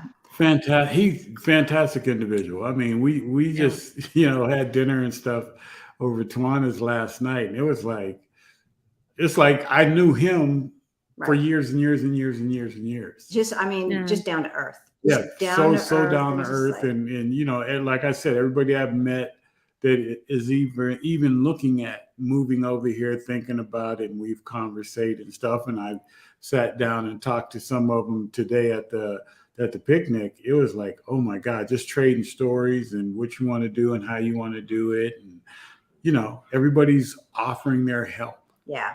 Yeah, definitely. And when we talk about down to earth and just easygoing, so he's like, you just get a car. And I'm like, a car. I don't want the expense. And I'm just like, I just, emailed our agent in Colorado and said, our cars have been in the garage for the past 6 weeks. We need to bring down this to just whatever the minimum is that we can get away with. So he's like, cars, he said, are not as expensive here. He said, we can get you a good car for $5,000. Yeah. Because $5,000 in the States, will it run? And then you're going to doesn't have wheels on, right? And then you're going to be paying $100 or $200 per month for insurance, depending upon where you live, depending upon your age, right? And so some other folks told me they live up in Mafra or something, which is above Sintra, and they're paying $400 a year for their car insurance. Mm-hmm. Wow. Yeah, it's cheap. So tell your husband he will not be alone, and he'll meet some good people. I've met people from all walks of life, doctors, lawyers, retired Army, retired Navy. It's us. We get together. Us folks get together and we have a good time. Yeah. We have a good time. And that's the thing. People are not stressed though. Yeah, they're not stressed. No one's competing with each other. We're not competing with each other. We're having fun, sharing information. That's what it's about. Yeah. Mm-hmm. Yeah. And so I suppose, we're all this fish out of water. My husband and I already have a real estate. Oh, you guys already have a real estate agent. Great. Our agent came from a friend of ours who has already bought 2 apartments. Share their contact info with me, right? Especially the renovation. And I had the pleasure of seeing results in my travels. Please share that information. Yeah, share that information here in this community. Yeah, definitely. Here's another question. We've been talking for 2 hours, y'all. We really are going to wrap this up, but we just keep getting more people watching, and it's like, okay, are there stores like Walmart and Target, one-stop shop, that you found? No. Closest has been like Colombo Mall, or going to El Corte Inglés, whatever, the mall. When I need multiple different things, I'll go to something. Yeah, me too. But no, there's not a Target or Walmart on every corner. Not a chain. Or every other corner. However, one time when we got lost, so there's a small like mini mercado, and I don't know if it's a chain or if they just own a few, called African Excellence or Good Africa or something like that. And next door to one of those was a store that was kind of like a Big Lots, but an upper scale Big Lots, where they had clothing, then they had sewing things and things like that, and handy, like knitting stuff and all of that. They also had toiletries and makeup and all of that. Some smaller electronics, but it was kind of like a Big Lots. Mm-hmm. So, and I don't know if that was a chain, but so some of those stores, and that was not in the city center. We got lost. We got lost. It was on this side of the river, and we were lost. But yeah, so there are some of those kind of stores that exist. I don't think in the city center I've seen any besides the like Cortez Ingles, which is, same. Though violence is on my list, and that's another thing. So our favorite coffee shop around the corner, I went there the other day, and the whole front window was missing, and I'm like, okay, what the hell is going on? And the two ladies who work there, one owns it, so chill. And they said, yeah, someone broke out the window and stole the cigarette machine. So yeah, there's crime here. Yeah, we're not gonna pretend like there isn't, because there is. No one's shooting up schools. Nobody's shooting up hospitals. Nobody's shooting up grocery stores. It's a totally different vibe. It really is. Yeah. But no, not going to ever say, oh, there's no crime or anything like that. Right. It might be petty crime, maybe different things. You just, like Twana said, walking down the street, or like Liz said, walking down the street, keeping your head on a swivel. Pay attention to where you are. Yeah.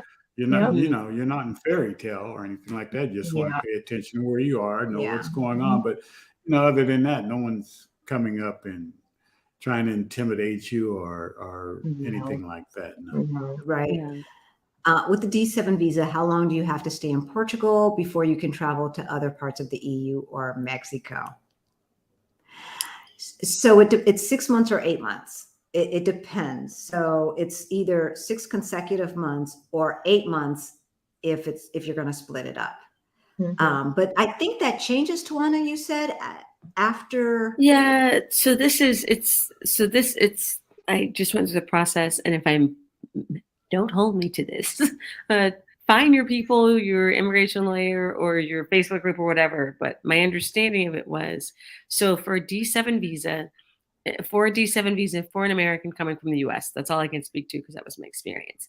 So what happens is you have to apply from within the United States. Right. So you have to be in the US when you apply for your D7 visa. And then if you're granted your visa, the visa is usually valid for 4 months. And that 4-month D7 visa, the point of it is for you to come to Portugal and start setting up your life here. So it's only valid for 4 months. You get all this stuff, you move into your apartment, you buy your groceries, you get set up. That's the whole point of it, is just for you to get there. While you're on a D7, you're only allowed 2 entries into Portugal. So I came here in March to look for my place, all of that stuff. And then I went back. So timeline, back up a bit. I applied for my D7 in December. It was approved in January. I came here in March to set up my apartment, find out what I need to do to get my cat here, get everything set up and look for a place to buy. So I was here March, April. So that's entry 1. I have a D7 visa. I came here, so it's entry 1. I got everything set up. I went back to get that gorgeous kitty that you saw earlier. And then I came back here. That's entry 2. So at that point, I could no longer leave Portugal because I was still in that 4-month period. And so in that period, I had my appointment with what's called CEF, which is the immigration agency. So part 1 of the D7 visa is that 4-month visa process to come here. And then once you are here, you have an appointment with CEF to get your residency permit, which is different from your visa. So your visa goes away. and then you have a residency permit. That permit is good for 2 years, the initial one. Yeah. And in that 2-year or 24-month period, you must live in Portugal for 16 months of those 24 months. And so that gives you 8 months to play with that you can, if you want to leave or go somewhere else, you can. But in those 8 months, you are not allowed to be outside of Portugal for 6 consecutive months. So you can't say, okay, I was here for 18 months and then I chucked it all and moved back to the US for 8. And now I want you to renew it. And it makes sense when you think of it, because we have to remember, like, you're applying to live in Portugal and telling them that you're going to live here, you're going to pay taxes here. That is tied together of why people allow immigrants anyway, right? So you will be living here, you'll be paying taxes here, taxes that pay for things like that SEF person who processed your stuff pays for all of these things. And so the expectation is that you're here. So they have limits on how long you can be gone and whether you can be gone consecutively. And so that's how that goes. And then after your 2-year expires, say you decide, I want to stay. So you have to renew. And so you go to renew and say they find you only lived in Portugal 2 months. You weren't, they probably won't renew and say that you're a resident because you weren't really residing here. But say you did fulfill and you renew, the renewal is good for 3 years. And in that 3 years, your residency requires lower than it was in those 2 years. Because now you'll probably want to see your friends and you'll probably want to go back. You'll want to travel and see other places and stuff like that. So that's what it was when I applied. This stuff changes all the time.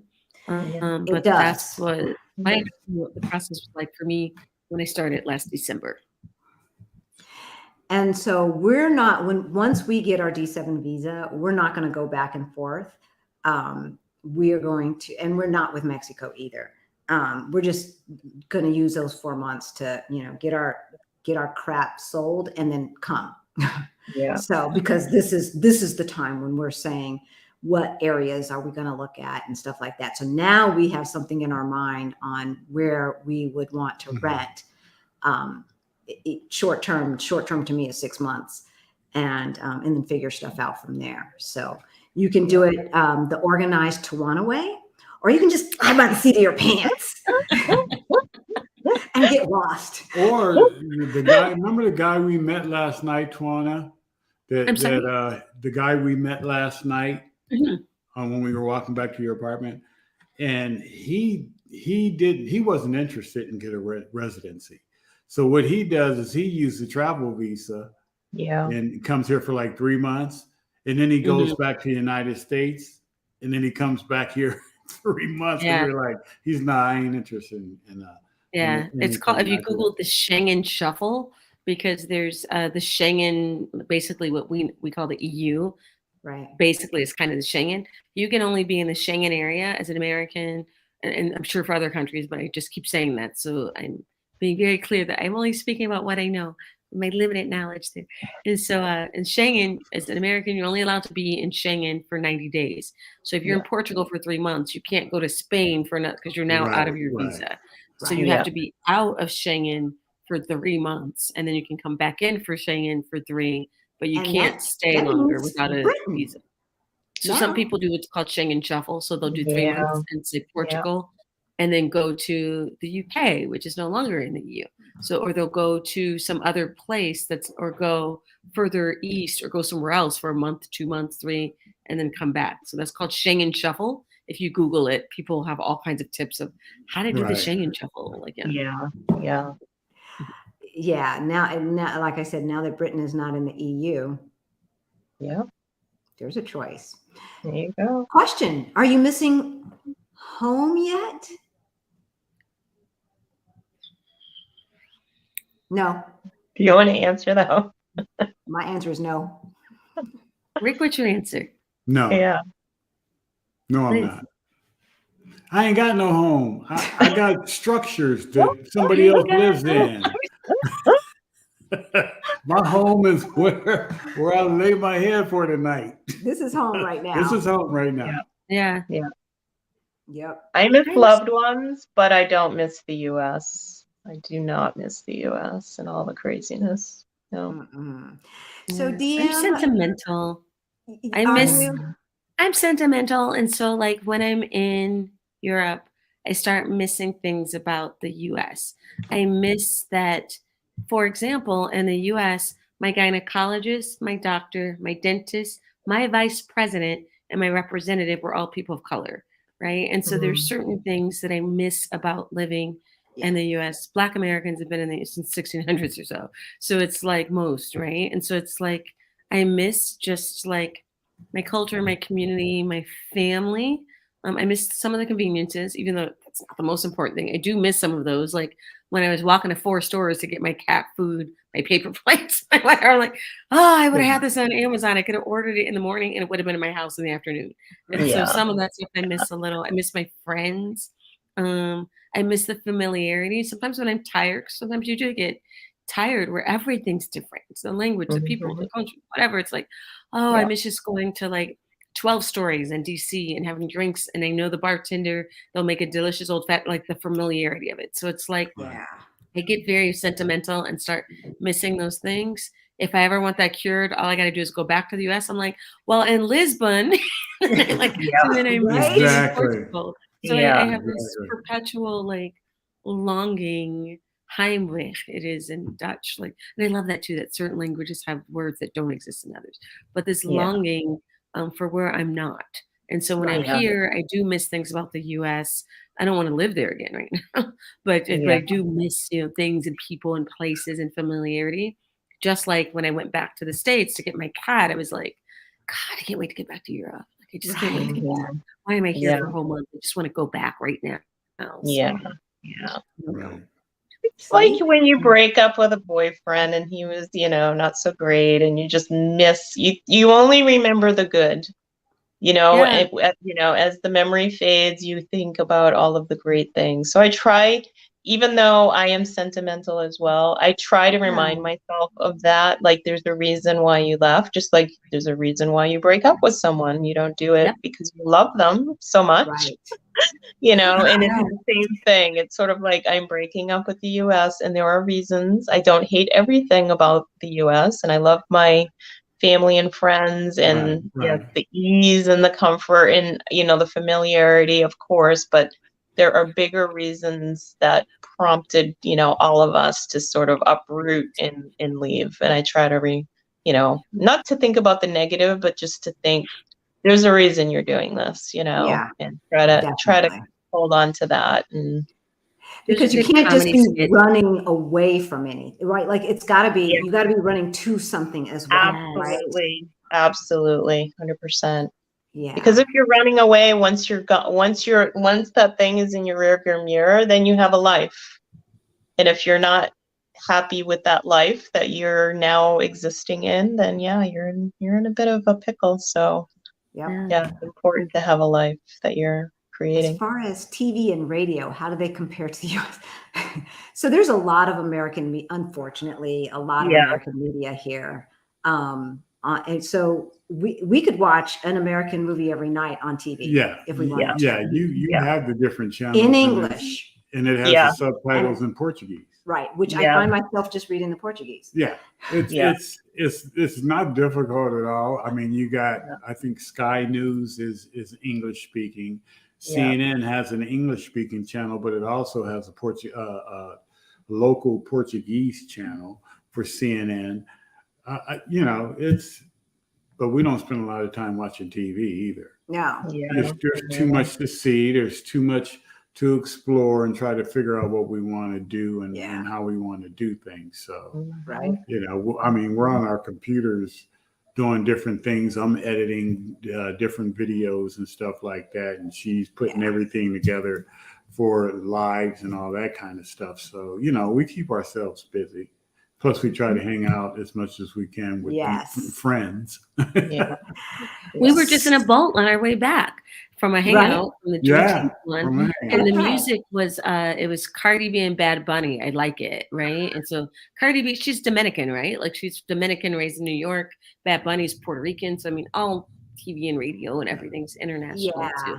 Definitely. And so Artur spends €150 per year for his insurance for his Toyota. Yeah, I know. That's a month in the States. That's more than I paid double that in New York for my car. I was living in the city and they were like, wait, where do you live? And I paid almost Right? $300 per month for my insurance. Yeah. I got rid of Exactly. my car. I was like, this is ridiculous. Yeah, that's All right, nuts. folks, we are really going to wrap this up because it has been over 2 Okay. hours. This is the All right. longest one we've had. This is the longest one we've had. This But has we've been got great. we've got a few more Liz and I have questions, so- stamina. That's why. Yeah, we do. We do. We So can I do want to it. get to Go to them the- because they followed the rules and put a queue. My last one, I promise. When I'm applying for apartments, is it the normal process? Credit checks performed, references, etc. Great question. Do you want to go first, Juana? Or you go ahead. I didn't have as many experience. This is the only apartment. I lived in a hotel when I was here in March and April because Airbnbs have gotten so pricey. It was actually cheaper for me. So this is a pro tip to find a nice 4-star hotel and talk to the manager and say, Airbnb is charging me this. If you charge me less, I'll stay here for the month. I'll order food. I'll do all these things. And so I lived in a hotel, a nice hotel in the Saldana area for 2 months. Which was nice. They come, they clean your room. Airbnb would charge you for that. Yeah. And so I didn't have to, and for hotels, there's none of the references and all that stuff or whatever. The apartment I have now, I got through a friend who's American in the Black in Portugal group. Her landlord, who she was renting from already, she was my reference because she told me, hey, this guy owns multiple apartments. Why don't you talk to him? So I called him and I said, I'm her friend and I'm looking for a place. He's like, oh, okay. And so then I got this place. So she was kind of the reference of sorts because I came in through her. And so I paid my deposits and I moved in. They don't do credit checks over here, do they? No. I didn't experience that. No. So what information did they ask from you, Liz, since you're signing your lease tomorrow? Oh my gosh.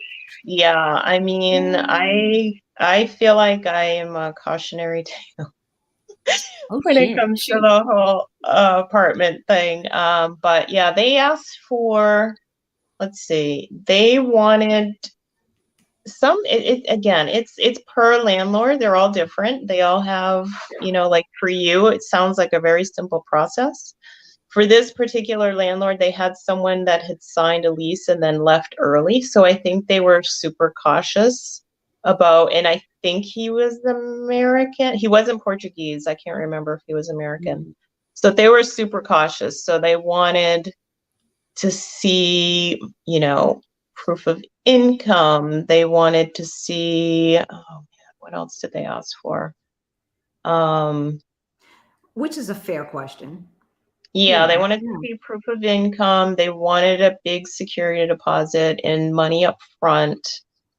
But yeah, no credit check, nothing like that. They wanted, one of the things that they did ask for that they said would help the application was a sort of like a co-signer. Oh, yeah. Wow. A local person. Yeah. And I do have a friend and he said, yeah, I put my name down, but then they were like, he actually has to sign the lease. And he was like, I'm not signing any lease. So yeah. And again, I think it's just, whatever the landlord. And in Mexico, I've heard they do that too sometimes. They'll want a Mexican to vouch for you, legally vouch for you, right? Like not just a reference check. Right. Like put their name on something saying exactly. That, I got you if they dip. Absolutely. Yeah. So you can get lucky though, because there were a few apartments that I looked at and they said, oh yeah, we just want like 1 month security and like 2 months up front. So it's just per landlord. Yeah, different. Yeah, definitely. Yeah. Portuguese taxes. I don't think any of us have had to pay them yet because besides sales tax. But Twana, have you looked into that, especially as an entrepreneur? Yeah. So one thing to keep in mind, the U.S. is one of few, if not the only country that taxes by citizenship. So even if all 4 of us here decide to live in Portugal for the rest of our lives, we would still have to file our taxes back in the United States because as long as you hold a U.S. passport, you have to file taxes every year as an American citizen. So that's something to keep in mind. And the only way to get out of that is to renounce your citizenship, which is what Tina Turner did and which is what some of the Facebook folks did. I understand this would happen.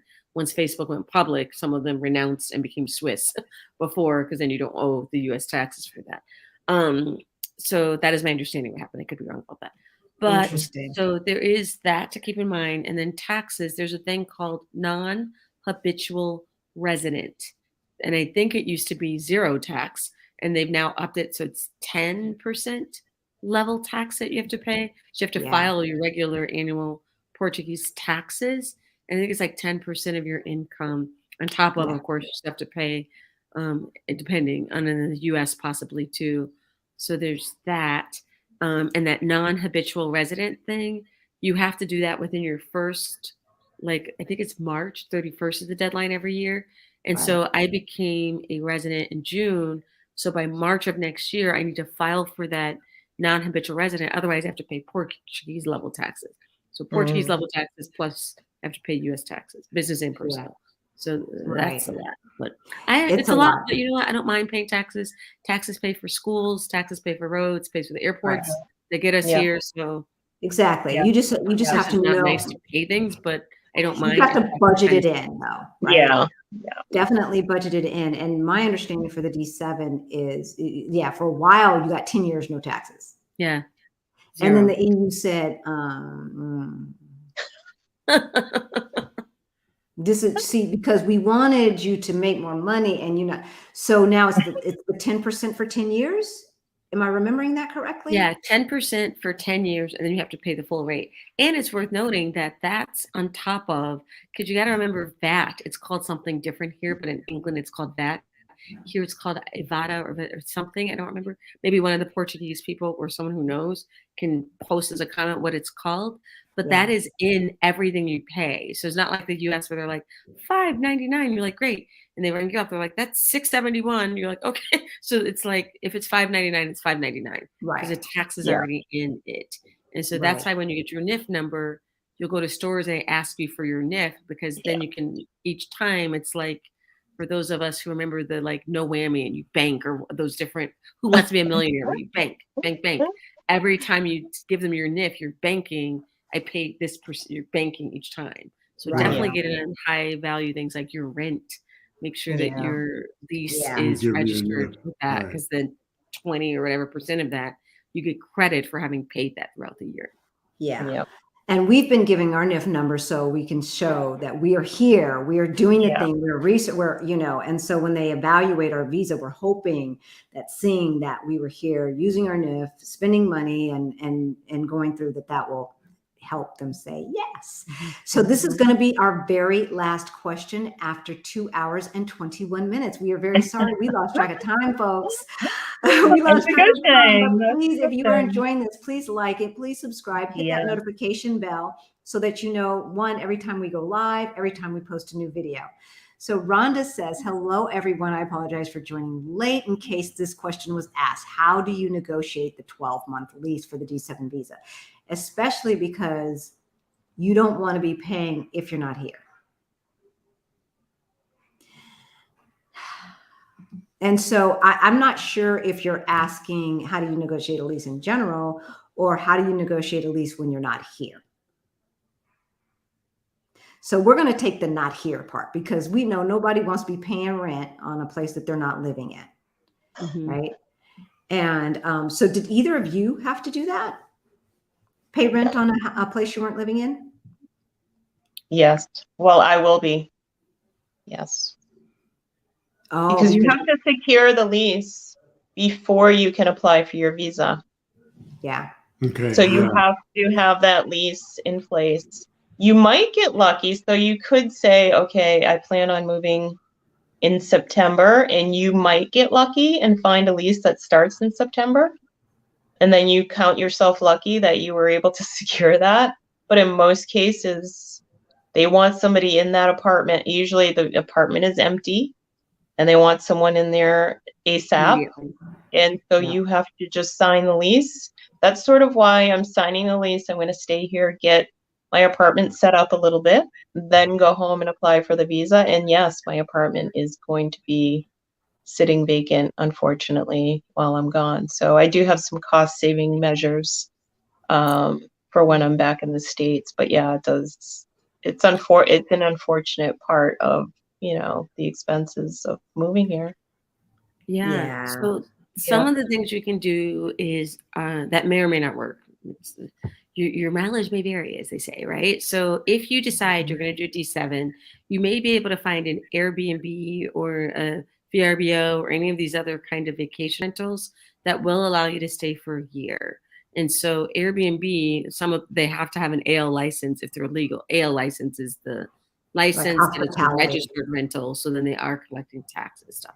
So some Airbnbs will have that. So you may be able to put an Airbnb, say September of this year until August 31st of next year.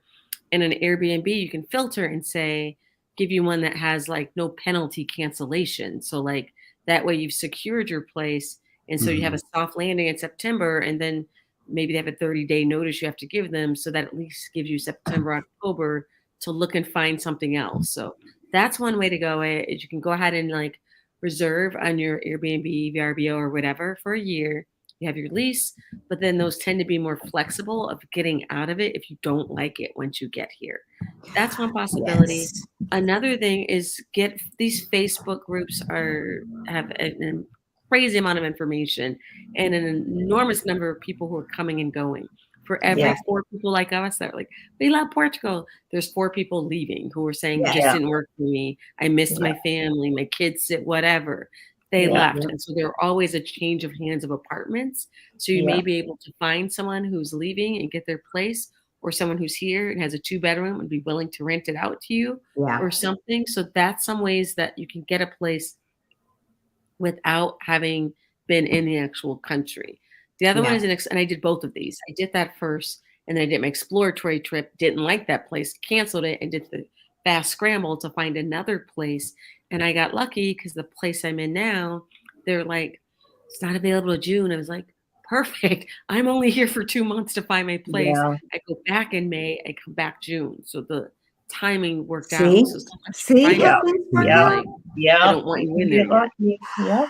And the story that I told earlier, guys, the mom of the Airbnb owner, or maybe the family owns it, I don't know. Hi, Francesca and Antonio, shout out. You know, she's like, okay, we love you. We want you here. Here's my WhatsApp number. So if I tell her, you know, we'll be back October 1st and we're staying for a year, there's our lease. Absolutely. So get creative. Because there's ways to do it, you know.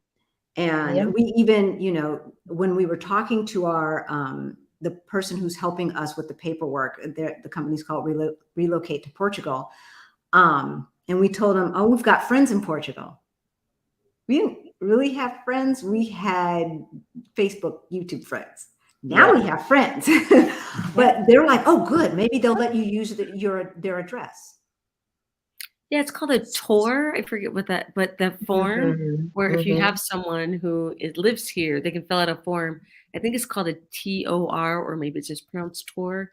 They fill it out for you and say that they're basically responsible for you, that you can live in their place, all of these things. And if you just Google like TOR plus Portugal, it'll probably pop up and they give you the details about it. All the more reason to come, meet folks, and find your tribe, like fit in and get in, you know, and make it happen. We are wrapping this up. It's been 2.5 hours, y'all. We thank over 80 people who have been watching for this amount of time. We just thank you so much. Please like, please subscribe. We, you know, Rick and I, the only reason that we are able to do this is because we got our finances straight.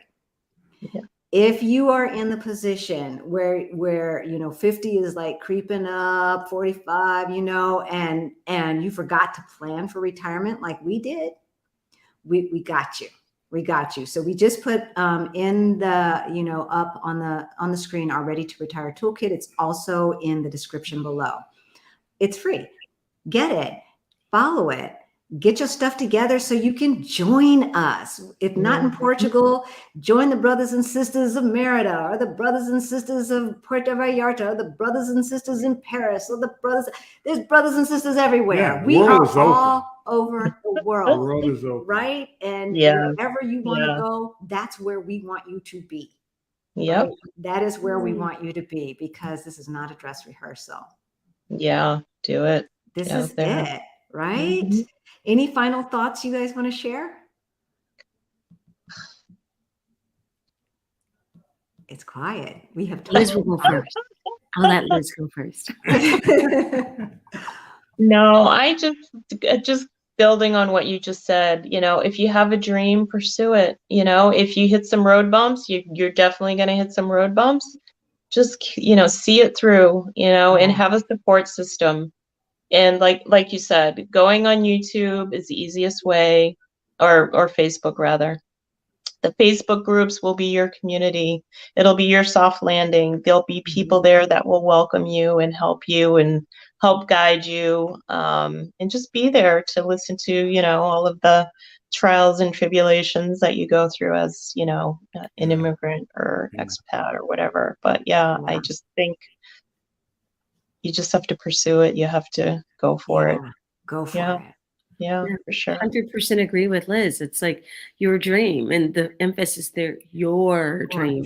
It can be easy to say, oh, well, that sounds good, I'm going to look into that. It's like, whoa, like actually stop and think, like, what's most important to you?